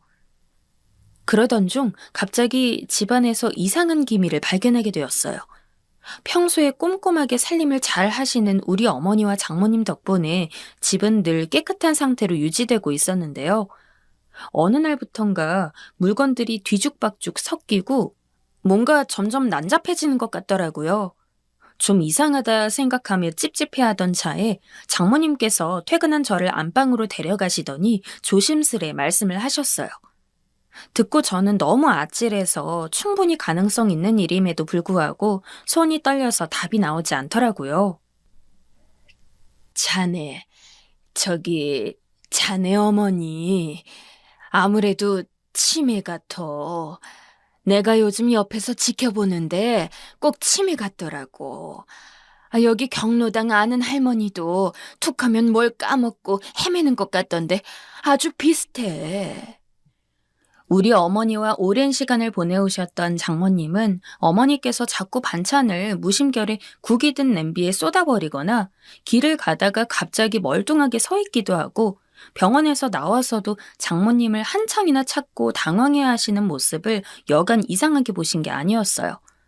저도 당시 어머니가 유독 뭔가를 깜빡하시는 것 같긴 했지만 치매라고까지는 생각지 않았는데 말이에요.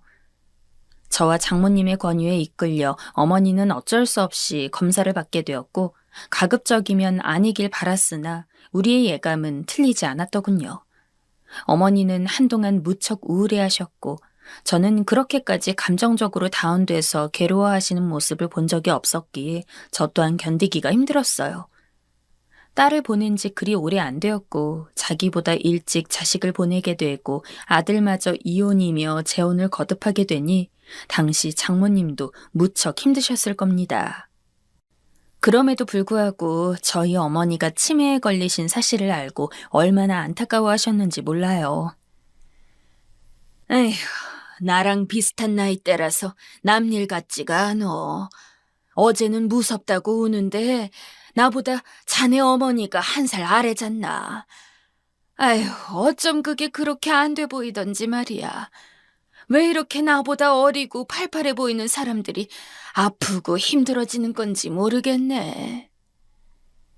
장모님은 본인 딸이나 본인보다 1살 아래인 저희 어머니가 이런 지병들로 힘들어하는 자체가 무척 괴로우신 것 같았어요.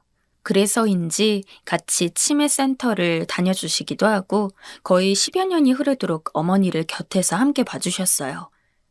중간에 제가 크게 마음먹고 요양원 이야기를 꺼냈으나 장모님은 상당히 확고하게 말씀하셨습니다. 자네, 나 때문에 신경 쓰여서 그러는 건가? 나는 우리 아영이 내가 손도 못 써보고 뭘 해줘보지도 못하고 보낸 게 그렇게 가슴이 아프네. 자네 어머니도 나한텐 이제 오랜 친구고 그냥 동생이나 마찬가지야. 내가 해줄 수 있는 건 해주고 정 안 되면 내 말함새. 나는 하나도 힘들지 않어. 저희 어머니는 완전히 인지 능력이 떨어지셔서 마치 아이가 엄마를 의지하듯 장모님을 따르고 있었고 기억이 왔다 갔다 하시면서 반말도 하고 가끔 성질도 내셨지만 장모님은 아주 능숙하게 바로 손을 걷어붙이고 어머니를 봐주시고 씻겨주시고 치료를 같이 다녀주셨어요. 적어도 두 분 사이에 십수년이라는 시간이 있었기에 이런 것도 가능한 게 아니었나 싶지만 사실 이건 부모 자식이라도 할 수 없는 것입니다. 저는 매번 무거운 마음으로 장모님께 어머니를 맡기고 출퇴근을 반복했고 그 사이 아들도 장가를 가게 되었어요. 자기 누나보다 꽤 늦게 한 결혼이고 집을 마련하는 데에도 무리를 하다 보니 저도 꽤 지쳐 있었고 이상하게 식장을 나오고 이후 친지들에게 인사를 돌리는데 몸이 보통 피곤한 게 아니더군요. 집안에는 환자가 있어서 분위기가 좋은 것도 아니고 이제 막 결혼을 해서 경사를 치른 아들이나 한창 가정생활을 잘 이루고 있는 딸에게도 걱정을 끼치고 싶지 않아 홀로 병원에 다녀오게 되었는데요. 저는 나이가 많이 들게 되면 자기 앞에 진단되는 지병 앞에 어느 정도는 덤덤할 줄 알았습니다. 하지만 이 나이가 되어도 언제나 삶은 아쉽더군요. 신부전증이라는 병으로 진단을 받고 투석을 받아야 한다는 말을 들으니 하늘 앞이 노래지면서 별 크게 재미가 없는 제 인생도 어찌나 안타깝고 욕심이 나던지 더 살고 싶다는 생각이 오갔어요. 한편으론 고연령이 되어서 치매 판정을 받으셨던 어머니 역시 기분이 어떠셨을까 싶어 그제서야 못난 아들은 어머니의 괴로운 마음을 이해하고 펑펑 울게 되었어요. 그 와중에도 그런 어머니를 등에 짊어지신 장모님을 생각하니 이 은혜를 어찌 갚아야 할지 몰라서 가슴이 죄어오는 것 같고 내 육체는 피곤하고 지쳐서 괴롭기를 반복하다 보니 갈수록 컨디션이 나빠지는 것 같았어요. 적어도 제가 이 두 분들보다는 더 살아서 가시는 것도 봐드리고 이 집을 마무리 져야 마음이 편할 텐데 몸이 점점 아파올수록 이제는 헛된 부분보다는 아주 본질적이고 현실적인 것에 눈이 가게 되더군요. 의사들의 차갑고도 냉담한 조언이 처음에는 무척 아팠지만 차라리 빠르게 받아들이고 준비를 해주는 것인 것 같아서 조금씩 이성적으로 납득을 하게 되었어요. 가끔 집에 놀러오던 아들과 딸이 아빠의 혈색이 나쁜 것 같다고 건강검진 좀 받아보라고 하는데 그저 쓱 웃어넘기게 되더라고요. 자기 엄마도 일찍 보냈고 이제 할머니까지 치매에 걸려 집안 분위기가 좋지 않은데 더 이상 아이들에게 짐을 주고 싶지 않았어요.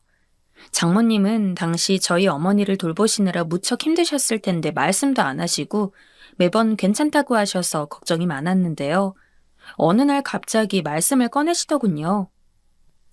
자네, 내가 요새 잘 체하고 몸이 좀 안 좋네. 혹시 한동안 간병인 같은 거라도 쓸 수 없을까? 요양원 보내드리는 건 아직 안 하고 싶네. 요즘 나라에서 이런 제도도 잘 되어 있다는데 좀 알아봐 주게. 이 말을 듣고 보니 최근에 장모님께서 그냥 소파에 누워 계실 때도 있고 어머니가 주무실 때 낮잠을 같이 주무시기도 하며 기력 없단 말씀을 하셔서 좀 신경이 쓰였어요. 이상하다 싶어서 낮에는 딸에게 어머니를 봐달라 하고 장모님을 모시고 병원에 갔습니다. 연세도 있으신 분이니 이럴 땐 빠르게 모시고 가는 게 답일 것 같아서 여러 가지 검사를 했는데 결과를 듣고 난 뒤 저와 장모님은 서로 간에 할 말이 없어 그냥 멈춰있게 되었어요. 바로 다름 아닌 췌장암 진단을 받게 되신 것이었죠. 의사는 그 병명 아래 우리의 그 어떤 개인적인 감상이 끼어들 새도 없이 이후로 진행될 상황들을 쭉쭉 말하는데 귀가 먹먹해지더군요. 연세가 보통 고령이 아니시다 보니 수술도 어렵고 남은 시기를 기다리는 수밖에 없다는 것이었어요. 장모님이 지금껏 딸을 보내고 버텨오신 날들을 생각하니 뭐가 이렇게 다 가혹한 건지. 그러면서 나중에 그 화살이 저 자신을 스스로 가리키게 되더군요. 어쩌면 멀쩡하게 살 수 있었던 장모님을 그때 처남이 모셔가겠다고 할 때 보내드렸다면 이런 일이 있었을까 싶었어요. 치매 걸린 저희 어머니를 돌보겠다고 10여 년을 저리 고생하고 돌보시다 보니 알게 모르게 본인도 스트레스가 있으셨을 텐데 그런 게 쌓여서 절이 되신 거라면 그 죄를 어찌 씻어야 하나 눈물이 앞을 가렸죠. 병실 의자에 앉아 고개를 파묻고 울다가 화장실에 다녀오신 장모님을 보니 이루 말할 수 없이 괴로웠습니다. 결국 장모님을 붙들고 엉엉 울게 되었어요. 장모님, 저 때문에 저희 어머니 보시느라. 장모님. 장모님은 말없이 한창 서 계시더니 같이 쭈그리고 앉아 저를 보시더군요. 자네 잘못이 아니야. 그러지 말게. 그 말에 더 목이 메어 꺽꺽 소리내며 울었고 그 와중에도 장모님은 저에게 계속 별일 아니라고 얘기하시는데 왜 그렇게 먹먹했는지 모르겠어요. 결국 그 길로 장모님은 입원을 하게 되었고 이후로 집으로 돌아와 어머니만 계신 텅 빈 집을 보고 있자니 아무런 생각도 들지 않고 멍했어요. 여기서 보냈던 시간들이 갑자기 주마등처럼 휙휙 스쳐가는 것이 장모님이며 어머니며 아내며 아이들이며 모든 게 빠른 잔상들로 지나가더군요. 힘없이 누워서 계속 자네 잘못이 아니다, 별일 아니다 라는 장모님의 말씀이 아리도록 생각이 났어요. 또한 정신이 돌아올 때마다 본인 옆에 붙어 있으면서 돌봐주던 장모님을 계속 찾으시는 어머니를 보며 이루 말할 수 없이 속이 갑갑했어요. 저 역시 몸이 성치 않다 보니 어머니를 돌봐드리고 몇 번이나 주저앉아 다시 누워있게 되었고 장모님께는 처남이 가서 돌봐드리는 형태로 며칠이 흐르게 되었는데요. 그렇게 장모님이 입원하신 지 며칠 안 돼요.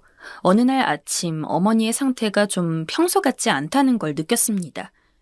침대에 누워 계신 채로 아무리 어머니를 불러도 답을 안 하시고 움직임이 없으셔서 그대로 응급차를 부르게 되었어요. 큰 병원에 모시게 되었는데 급성 폐렴이라고 하시는데 대체 뭐가 이렇게 정신이 없는 건지 이런 급박한 진행 상황을 따라가는 것만으로도 너무 벅차더군요. 마침 그 병원에 장모님이 계시기도 했던 터라 조금 텀이 나면 장모님께 들를 생각으로 처남에게 연락을 했어요. 그런데 어머니의 상태가 심상치 않아 그럴 시간이 나지 않아 초조해하던 중에 전혀 생각지도 못한 순간 저는 큰일을 맞게 돼버렸습니다. 아무리 평소와 다른 아침을 맞이하셨고 그 길로 실려오셨다지만 저는 그게 마지막일 거라는 생각을 하지 못했어요. 오래도록 치매를 앓으셨던 어머니지만 그저 급성 폐렴이란 병명에만 더 열중해 있었고 어머니와의 이별 같은 생각은 상상도 해보지 않았어요. 그런데 어머니는 의식 없이 주무시듯 병원에서 숨을 거두게 되었습니다. 제 안에 있는 큰 생명의 빛이 꺼졌다는 걸 받아들이기 힘들어 몸의 모든 피가 탁하게 막히는 느낌이 들더군요. 그렇게 멍하니 있는데 진동이 심히 울리면서 처남에게 전화가 왔다는 걸 알게 되었어요. 일단은 장모님도 위독하신 관계로 들러봐야겠다는 걸 알고 있었으나 제 상황이 말이 아니었어요. 그래도 뭐든 어떻게든 해야 할 것 같아서 겨우 수신 버튼을 눌러 받게 되었습니다. 숨을 내쉬며 무슨 말이라도 하려고 힘겹게 전화를 받았는데 처남이 하는 말에 심장이 뻥 뚫리는 것 같더군요. 저만 이때 몸이 굳는 듯 모든 게 정지되어 버렸던 건지 다른 분들이라면 이 상황을 대체 어찌 받아들이실 수 있을지 잘 모르겠습니다. 처남. 매영, 엄마가... 그래. 엄마가 지금 가셨어요. 저희 어머니가 숨을 거두신 지 5분 남짓 지나 같은 병원 다른 동에 계신 장모님께서도 숨을 거두셨다는 것입니다. 이 상황이 너무나 얼얼하고 믿기지 않았고 한편으론 눈을 타고 알 수 없는 감정의 눈물이 쉴 새 없이 터져나왔어요. 저와 처남은 정신이 없어 서로의 병동으로 움직이기 힘든 상태였기에 저는 겨우겨우 어머니 소식을 전했고 그 말에 처남 역시 숙연해져서 서로 한참이나 말을 잇지 못했어요.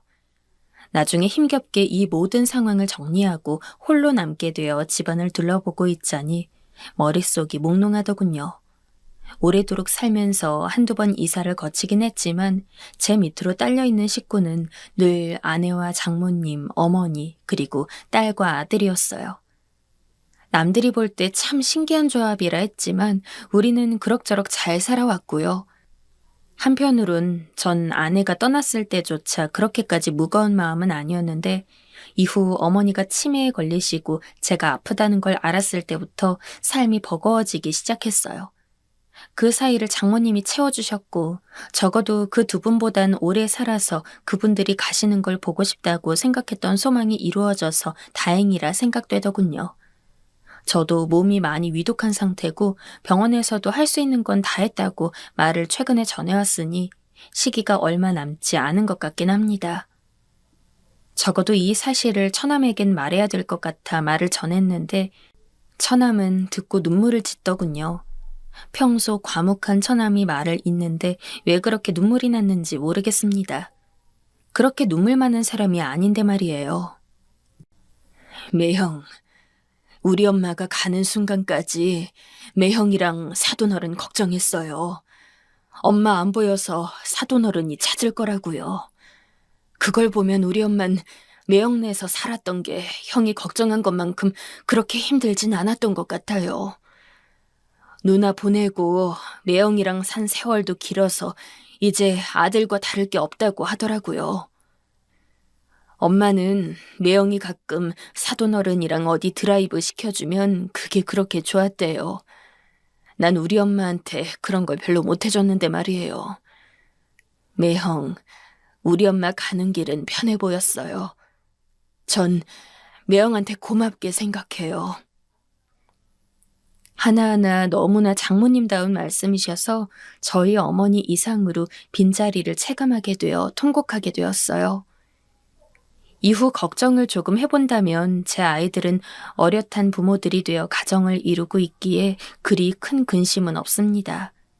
하지만 집안의 어른들이 너무 연달아 떠남으로 인해 마음이 힘들까봐 그런 부분들을 잘 보듬어달라 처남에게 부탁하게 되더군요.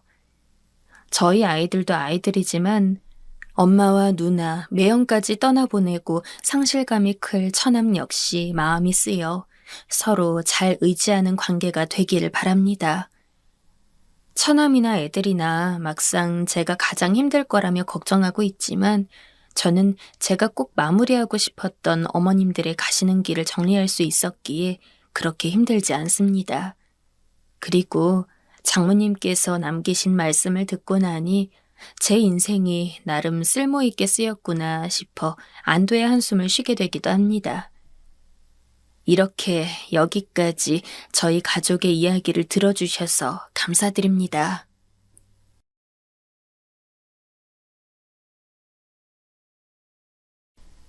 누구나 살면서 한 번은 후회할 만한 선택을 하는 것 같은데 저 역시도 인생에서 아주 중대한 결정을 내린 후 이후로 한 번도 편히 잠을 자지 못했어요. 그게 어떤 사람에게는 땅 투기일 수도 있고 결혼일 수도 있고 이혼일 수도 있고 직장 선택일 수도 있을 거예요. 하지만 제 경우는 누군가에게 쉽게 말하기도 어려운 그런 결정이었어요. 듣는 순간 다들 표정이 변하면서 경멸하게 될 것이 뻔했기 때문입니다. 저는 어릴 적에 엄마가 안 계셨고 중학생 때쯤 아빠도 돌아가시는 바람에 할머니 손에서 자라게 되었어요. 부모가 안 계시다는 이유로 여기저기서 꽤 안 좋은 말도 많이 들었고 저부터도 인생에 대해 뭔가 바라는 것도 없이 그렇게 살아왔는데요. 그래서 더 누군가의 사랑을 원하고 외로움을 어떻게든 채우고 싶다는 생각을 했던 것 같아요. 이후 사회에 나와서 직장 생활을 하다가 얼마 만나보지 않은 남자와 결혼을 결정하게 되었어요. 저보다 나이가 꽤 위였고 어른 남자 같은 느낌이 들었고 무척이나 공들이고 잘해주는 모습에 혹하게 되었는데요. 할머니께 소개했을 때 썩 좋아하지 않으셨던 게 오래도록 기억에 남아요. 왜냐하면 어른들 말을 왜 들으라는 건지 수년이 지나 이해하게 되었으니까요. 영주야, 그러지 말고 좀 더 다른 사람도 만나보고 그래라. 네가 데려온 남자는 영 예의도 없고 인상도 별로야. 그런데 저는 할머니랑 오래도록 사는 생활도 지긋지긋했고 빨리 저만의 가정을 꾸려 나가고 싶다 생각했거든요. 맨날 부모도 없이 자라와서 뭐가 어떻다는 둥 하는 말을 들었던 게 콤플렉스였기 때문에 이제는 완연히 저만의 독립된 집을 갖고 싶었어요. 저에게 먼저 손을 내밀었던 남자는 그걸 자기가 채워주겠다고 하니 홀린 듯 그 생활에 합류하게 되었고요. 하지만 그렇게 결혼을 하고 나자 이 남자가 저에게 한 거짓말이 한두 개가 아니라는 것을 깨닫게 되어 얼마나 머리가 아팠는지 모릅니다. 저보곤 둘이서 살 신혼집을 구했다고 하더니 그곳은 그저 본인의 가족들이 살던 집일 뿐이었어요. 제가 그곳에 들어가서 살게 되는 모양새였고요. 저와는 9살 정도 차이가 났는데 알고 보니 초혼이 아니라 재혼이었더라고요. 그냥 나이 차이가 좀 나서 어린 여자를 데려가는 것에 대한 미안함 정도로만 알고 있었어요. 그런데 그게 아니라 이웃남이었다니요. 저도 가진 거 없이 혼수만 아주 조금 갖고 들어가게 되는 터라 제대로 식도 못 올리고 혼인신고만 했는데 완전 깜빡 속아 이웃남과 결혼하게 된 것이었죠. 게다가 시종일관 상스러운 말들을 해대며 저를 구박해대는 시댁 식구들도 싫었고 그 말에 이끌려 툭하면 저에게 아기를 빨리 가져야 한다며 그대로 따라하는 남편도 너무 미웠어요. 그러던 차에 결혼한 지 8개월 만에 아이가 들어서게 되었고 저는 난생 처음 해보는 임신에 감정적으로도 보통 혼란스러운 게 아니었어요. 배가 불러오면서 실제로 너무 메스껍고 힘들어서 식은땀을 연신 흘렸던 저를 시어머니는 단 한 끼도 봐주지 않고 하루 5끼를 차려내게 했어요. 이후 어찌어찌 애를 낳아서 돌보고 있는 와중에도 시누이와 시어머니는 남편이 없는 시간에 저를 들들 볶아댔죠. 저녁에 돌아온 남편은 벌렁 누워서 애는 돌보지도 않고 저에게 늘 짜증만 내더군요. 산후 우울증이며 극한 피로감이며 산모이면서도 온전히 몸조리도 못한 채 몸이 말이 아니게 된 저 역시 가만히 견딜 순 없었어요. 그래서 같이 받아치면서 말대꾸를 했더니 이 사람은 이제 저를 자기 집에서 사는 종 그 이상도 이하도 보지 않는 투로 대하더군요. 이게 어디서 기어올라? 남자가 말하는데 말 대답할래? 이런 상처받는 말은 이제 우습지도 않는 수준이라 제가 귀를 막아버렸는데 일순간 갑자기 시야가 확 바뀌는 게 느껴졌어요. 바로 남편이 제 머리를 잡아서 그대로 벽에 밀쳐버린 것이었죠. 그렇게 세게 맞은 것은 아니었으나 순간 저는 수치심에 아무 말도 나오지 않았어요. 정말 인생 끝을 보는구나, 이런 꼴을 당하는구나 싶어 온 머리가 얼얼하게 느껴졌어요. 너 한 번만 더 까불면 못 볼 꼴 당할 줄 알아. 나 열받게 하지 마라, 어? 이런 막말까지 해대더니 급기야는 저에게 맡겼던 생활비까지 입 싹 닫고 이제 자기가 관리하겠다는 거 아니겠어요? 그러면서 해대는 말은 얼마나 저를 치욕스럽게 하던지. 저도 엄연히 돈 벌며 격리 생활을 하던 때가 있었는데 말이에요. 완전히 일자무식에 본인 없으면 살 수 없는 여자인 마냥 대하더군요. 야, 너 우리 집에서 살면서 네가 무슨 돈을 쓸 때가 있어. 내가 번 돈 내가 쓴다는데 까불래? 그러면서 이제는 대답도 않는 절 보고 대꾸도 없고 무시한다며 윽박지르는 게 아니겠어요? 분노감에 휩싸여 노려보았더니 눈빛이 기분 나쁘다며 또다시 제 머리를 잡았고 맞으면서 아프다고 우는 제 소리가 들려도 시어머니와 시누이는 우리 방에 기척도 하지 않았어요. 평소엔 맨날 제 방문을 그렇게 두드려대면서 당장 나와서 일하라고 시키면서 말이에요. 이런 취급을 받아가며 참을 수 없는 것은 이제 몇 살 안 된 아들 때문이었어요. 얘만 아니었다면 이 집에 계속 이러고 살 이유가 없었어요. 제가 부모 없이 자라면서 겪었던 많은 일들을 절대 아들에게는 물려주고 싶지 않았기 때문에 정말 아랫입술에 이빨 자국이 남도록 세게 깨물어가며 참았죠. 하지만 이런 저를 희롱이라도 하듯 남편은 갈수록 더 대담하게 밖으로 돌기 시작했고 급기야는 저를 더 괴롭힐 만한 게 없는지 바람까지 피우는 게 아니겠어요? 사실 제가 알만한 상황이 아니었는데 상대 여자가 집으로 찾아와서 난리 피우는 바람에 어쩔 수 없이 알게 됐어요. 제가 아들을 안고 그 여자를 멍하니 응시하는 걸 보더니 외려 그 여자가 저를 동정하는 게 아니겠어요? 아휴, 난 결혼이라도 안 했지. 그쪽은 애까지 낳았어요? 준식 씨 그 인간이랑 결혼해서 살고 있는 거예요? 아유, 저런 남자랑 이런 집에서 뭐하러 참고 살아요? 이런 일은 금세 동네에 수군수군 소문이 났고 여기서 저는 바보 그 이상도 이하도 아닌 애엄마가 돼버렸어요. 남편이 번듯하게 바람을 피우고 밖에서 도박이든 뭐든 하고 다니고 집에 들어와선 그렇게 때려대는데도 아들 하나만 감싸 안고 맡기만 하는 그런 여자로 말이에요. 그 집에서 살았던 기간, 저는 정말 제 자신이란 존재가 어떤 인간이고 어떤 인격체인지 도통 인지하지 못한 채 살아왔던 것 같아요. 이 무렵 할머니는 돌아가시게 되었고 장례식도 어영부영 치르게 되었는데 그때 아주 희미하게나마 정신이 좀 들더군요. 할머니를 보낸 것도 너무 마음이 아팠지만 장례식 처소를 보고 있자니 삶과 죽음이란 대체 무엇인가 생각이 들었어요. 나는 평생 이렇게 살다가 죽겠구나. 누가 나를 묻어줄 것인가 이런 것들 말이에요. 그나마 제가 목숨같이 사랑하고 아끼는 아들이 있긴 했지만 정녕 나라는 한 사람은 태어나서 그냥 그렇게 생을 끝맺는 것인가 싶었어요.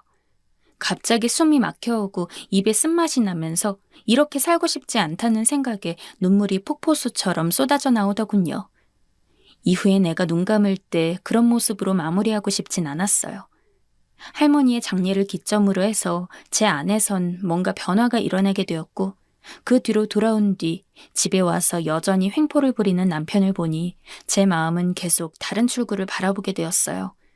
어떻게든 여기서 탈출을 해야겠다. 이렇게 노예처럼 시댁 식구들에게 잡혀 살 순 없겠다는 생각뿐이었죠. 하지만 그러려면 아이가 너무나 마음에 걸렸어요. 당장 제 몸만 건사하기에도 홀로 나가서 굶어 죽지만 않으면 다행인 상황이었거든요.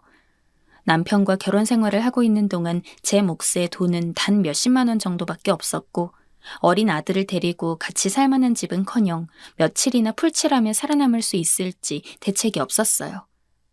저는 날이 갈수록 스트레스가 심해져 20대 중반밖에 안 된 나이에 흰머리가 반을 덮기 시작했고 연신 시기에 맞지 않은 하혈을 하면서 몸이 무척 쇠해져 있었어요. 이 상태로 나가서 아들을 내가 과연 잘 키울 수 있을까?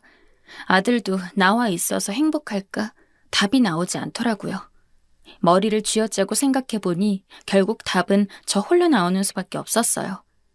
그나마 불행 중 다행이라고 볼 수 있는 것은 노처녀인 시누이와 시어머니가 제 아들을 무척 예뻐했다는 거예요.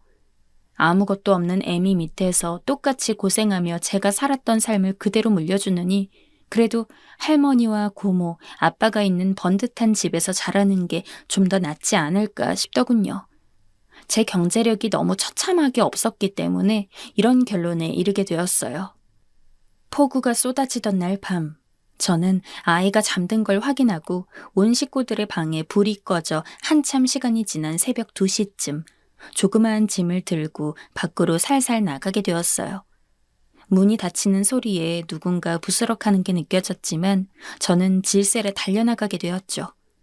그들에게 잡힐까 두려우면서도 그 집에서 곤히 잠들어 있는 내 아이를 생각하니 왜 이렇게 눈물이 쏟아져 나왔을까요? 가장 돌아가기 싫고 무서운 곳에 내 사랑하는 피부치를 놓고 왔어요. 마치 활활 타오르는 모닥불 안에 아기를 혼자 놔둔 것 같은 심정이었기에 나를 붙잡으려는 듯한 그 손과 발이 두려우면서도 아들을 생각하면 다시 돌아가야 하나 몇 번이나 고민했어요. 그렇게 저는 밤새 어딘가를 걷고 걸어 좀 더 먼 지역으로 가게 되었고 겨우 여관방 하나를 잡고 들어가 넋을 놓고 쓰러졌어요. 시댁 식구와 무서운 남편으로부터 도망쳤다는 해방감을 느끼기에도 앞서 제가 너무 그 집에 오래도록 있으면서 묶여 있었던 건지 불안감이 밀려오더군요. 이게 잘한 일인지 아닌지 확신이 없었어요. 눈 뜨자마자 엄마를 찾으며 엉엉 울 아들을 생각하니 다시 들어갈까 생각을 하면서도 이미 남편에게 얻어맞아 이 한쪽이 깨져버린 그 감각이 떠올라 선뜻 움직일 수 없었습니다. 이 정도로 무너질 거면 나오지 말았어야 한다. 이미 한쪽 길을 선택한 이상 나는 뒤돌아봐선 안 된다는 생각만 하게 되었어요. 나오기 전 몇 번이나 눈물을 억누르며 아이의 잠든 눈두덩이에 입을 맞추면서도 이러다 아이가 깨버릴까봐 어쩌지도 못하고 망설이며 나가던 그날을 저는 평생 잊을 수가 없어요. 시댁에서는 아마 온갖 난리가 다 났던 듯 하지만 어찌어찌 1년 정도의 시간이 지나 저는 겨우 이혼이란 절차를 치르게 되었어요. 아들 역시 남편이 키우는 것으로 결정이 났고 저는 그 과정 안에서도 아들을 단 한 번도 만날 수 없었죠. 그 상황에서 아들을 만나게 된다면 다시 남편 바지춤을 잡고 매달리게 될까 스스로 두려웠지만 실제로 조금도 만날 수 없는 입장이 되니 가슴에 한기가 들더군요. 비로소 내가 무슨 짓을 한 것인지 실감이 나기도 하고 밖에서 구걸을 하는 한이 있더라도 아이를 데리고 나왔어야 했나 싶어 가슴을 치게 되었어요. 그래도 이미 주사위는 던져버렸고 저는 제 앞에 놓인 생을 살아야 했기에 그대로 쭉 걷게 되었어요. 숙식이 제공되는 곳만 찾아다니며 일을 다시 하게 되었고 식당이며 여기저기 전전하면서 제 몸 하나 겨우 건사하며 돈을 벌게 되었고요. 그러던 사이 가끔씩 여유가 있고 쉬는 날이라도 되면 몰래 기차를 타고 올라와서 먼발치에서 시댁을 기웃거리곤 했어요. 바람기가 다분한 남편은 보나마나 또 여자를 만났거나 재혼을 했을 테고 평소에도 관심 없었던 아들 양육은 아마 시어머니가 하고 있을 터였어요. 이런 모습들을 몇 년 정도 훔쳐보다가 저는 다시 마음을 다잡게 되었죠. 이렇게 자꾸 훔쳐보면서 내 처지를 한탄하는 것보다 기왕 선택했으면 열심히 살자고 말이에요.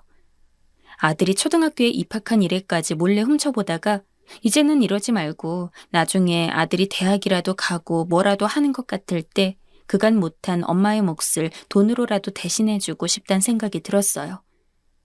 한창 엄마가 필요한 나이에 자기를 두고 나가버린 것을 얼마나 원망하면서 클까. 그걸 돈으로 대신할 순 없겠지만 그래도 제 피땀이 들어간 돈이라도 주면서 사죄하고 싶었어요.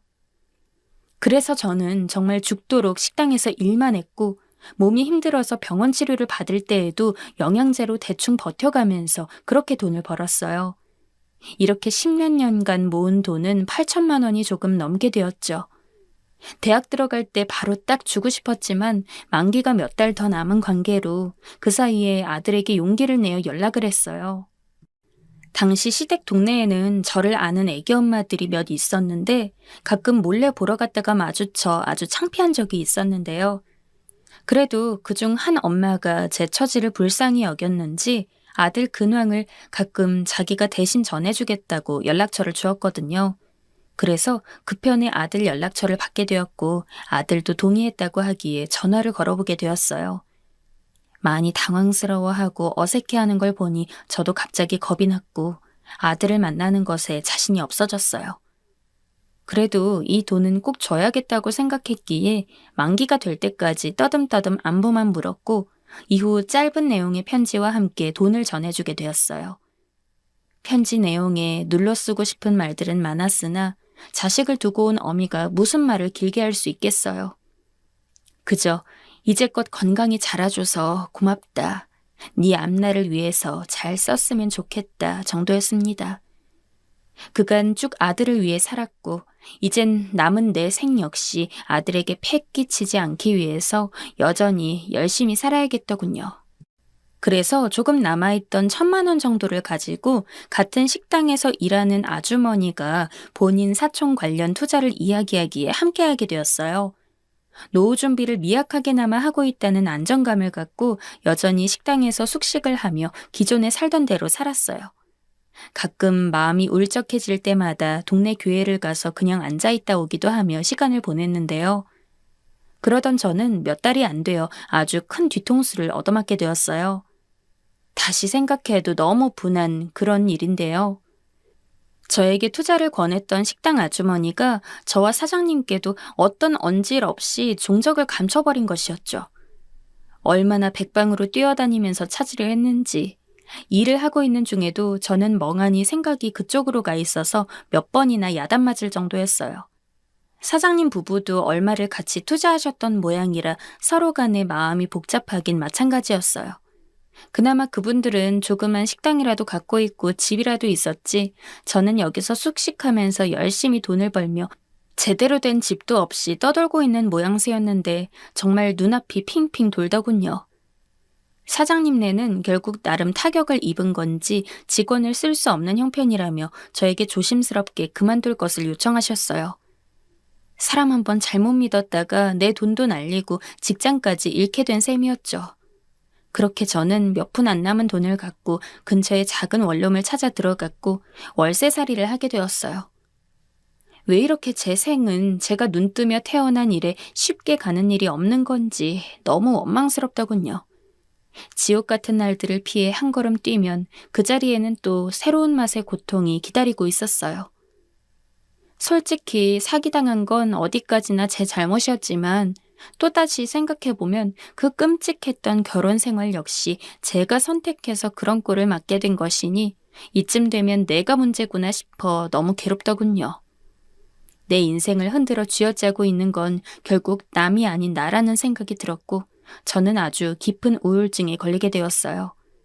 아들을 두고 나오던 그 시절도 제가 뭐 얼마나 잘 살고 부귀영화를 누리겠다는 생각을 했겠어요. 그냥 그곳을 탈출해서 죽기 직전에 나를 좀 살려두고 아들에겐 아들대로 경제적인 책임을 보태주고 그 뒤로 조용히 살다가 마무리하길 바랐을 뿐이에요. 그런데 그것조차도 인생은 허락해주지 않고 저를 자꾸 올가매더군요. 원룸에서 살면서 라면이나 끓여 먹고 잠들고 누웠다가 다시 일어나기를 반복하며 무기력한 날들을 보내고 있었어요. 그렇게 몇 달을 버티는 것도 이제 수중이 돈이 많지 않기 때문에 저는 또다시 일을 찾아야만 했죠. 그런데 도무지 그런 의욕이 일어나지 않으니 이대로 누워서 죽는 수밖에 없겠다는 생각이 들더군요. 반면 이제껏 내가 어찌 살아왔는데 이렇게 골방에서 숨을 거둬야 하나 싶어 자다가도 경기를 일으키며 다시 깨서 앉고 불빛 하나 들어오지 않는 그 꽉 막힌 방에서 숨죽여 울기도 했습니다. 그런데 어느 날 아침 누가 문을 세차게 두드리더군요. 월세를 낼 수 있는 상황이긴 했지만 사람 간의 접촉이 다 지겹고 싫어서 엉뚱하게 집주인 아주머니를 멀리하고 있던 시점이었어요. 아무래도 2달째 밀린 월세를 받으러 온 게 분명하더군요. 정말 인생에 있어 아무런 미련도 없었지만 저 아줌마는 뭔 죄가 있어 돈을 받으러 다녀야 하나 싶어 지갑을 찾아 돈을 얼마 꺼내들고 문을 열었어요. 그런데 문틈새로 저를 쳐다보는 것은 낯선 듯 뭔가 낯이 익은 웬 남자였어요. 그리고 그게 누군지 완전히 기억해내는 데는 단 3초도 걸리지 않았습니다. 바로 제 아들이었던 것입니다. 엄마. 엄마라니요. 제가 누군가에게 엄마라는 호칭으로 불릴 수 있었던 때가 있다는 것을 너무 오래도록 잊고 살았는데 말이에요. 늘 영주씨 등의 호칭으로 불리우면서 단 한 번도 가정이나 자식을 가져본 적이 없는 사람처럼 살아왔어요. 그런 저를 부르는 아들을 보니 돌처럼 굳어 눈만 깜빡일 수밖에 없었습니다. 엄마, 저 좀 들여보내주세요. 그 말에 저도 겨우 발이 떼졌고 그렇게 아들을 집으로 들였어요. 좁고 좁은 방 안으로 들어와 겨우 앉을 곳을 찾은 아들은 같이 마주 앉아 눈을 쳐다보지도 못하는 저를 찬찬히 살펴보더군요. 그러면서 뭔가를 갑자기 꺼내 내미는데 저조차도 아주 흐릿하게 기억이 나는 아들 돌무렵 때 사진이었어요. 그걸 보고 있는 저를 아들이 계속 살피더니 이내 고개를 푹 숙이고 떠듬떠듬 말하더군요. 무척 덥고 습한 날이었는데 그 말은 제 가슴을 차갑게 파고들었어요. 엄마, 우리 엄마 이렇게 살고 있었네. 엄마 왜 이렇게 늙었어? 나는 엄마 사진 속 모습만 생각하고 왔는데. 저를 보고 괴로워하는 아들을 보니 왠지 더 비참하게 느껴져 저는 아무렇지 않게 둘러대려고 애썼어요.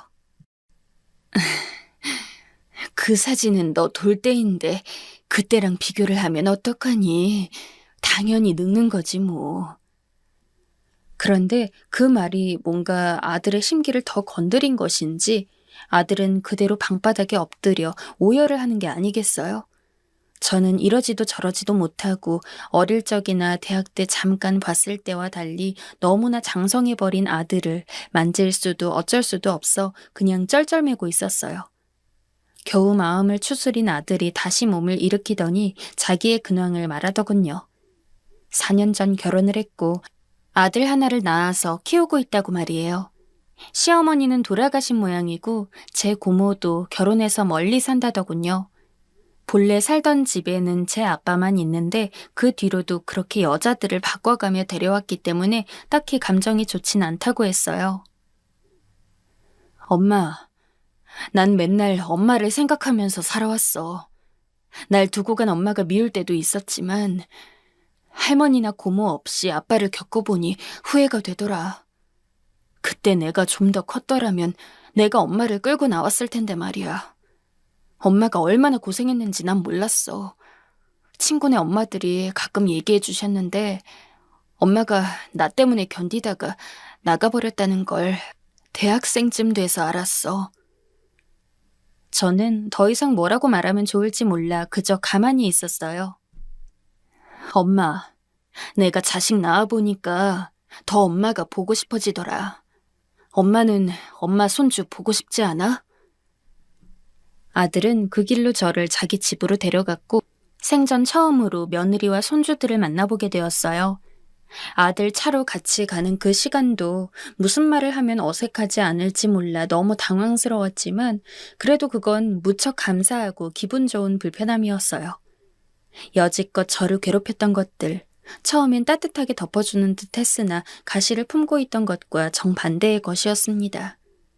아들과의 사이를 어떻게 좁혀갈 수 있을지 몰라 저는 감히 손도 못 뻗었고 알아보려는 몸짓조차 할 수 없었는데 아들이 먼저 이렇게 손을 내밀고 저를 찾아와 주다니. 매일매일 눈을 뜰 때마다 이게 정말 내 앞에 놓인 일상들이 맞는지 겁이 나기도 해요. 오래도록 불행했던 사람은 더 불행해진다는 말이 있던데 자꾸 자기 앞에 놓인 일들을 의심하고 쉽게 행복 쪽에 몸을 기대려 하지 않아서 그런가 봅니다. 하지만 저 역시 이런 쓸데없는 걱정을 할 수밖에 없는 것이 저 같은 사람이 이런 시간들을 가져도 되는 건지 실감이 나지 않기 때문이에요. 아들은 자기가 살고 있는 아파트 단지 바로 옆동에 제가 살 집을 구해주었어요. 평생 제 집을 가져본 적이 없는 저에게 집을 얻어주었으며 그것도 모자라 매달 5일마다 집으로 와서 용돈을 150씩 주고 있어요. 나이도 많은데다가 혼자 사는 제가 쓸 데가 뭐가 그리 있다고 주는 건진 모르겠지만 며느리와 손주들 없을 때 혼자 와서 주고 가는 걸 보니 나중에 그들 앞에서 용돈이라도 주라고 넉넉히 주는 것 같아요. 갑자기 나타난 시어머니이자 할머니이기에 이 관계도 잘 지내게 하고 싶은 아들의 마음이 보여서 울컥하더군요. 그래서 저는 매번 아들네 집 먹으라고 반찬을 만들어서 갖다 주기도 하고 아들만큼이나 어색하고 실감나지 않는 며느리와 손주에게 정을 붙이려고 용돈을 주기도 하고 있습니다. 누군가 절벽 끝으로 저를 밀려고 세워둔 곳에서 제정신이 아닌 상태로 있던 제가 넋이 나간 얼굴로 아들 차에 태워져 아들 집으로 오게 되던 그날은 정말 떠올릴수록 울음이 차오릅니다. 이런 날이 있을 거라고, 내 노년이 내 젊을 때보다 좋을 거라고도 상상해보지 못했어요. 물론 그 끝이 좋지 않았을 수도 있겠지만 그래도 저는 이 나이에 삶에 대한 태도를 또다시 새로 잡아보고 싶어요. 늘 불행하다, 힘들다 했던 말들을 쓰레기통에 버리고 어찌되었든 살아보자 라는 것으로 말입니다. 모든 일에 다 보답이 있고 끝이 훌륭한 것은 아니지만 제가 심어온 길들은 분명 어떻게든 의미가 있을 테니까요. 다들 오늘도 수많은 결정 안에 살고 계실 텐데 무슨 결정을 하고 어떤 결과가 와도 다시 새로 쌓고 지으며 열심히 잘 살아가시길 응원합니다.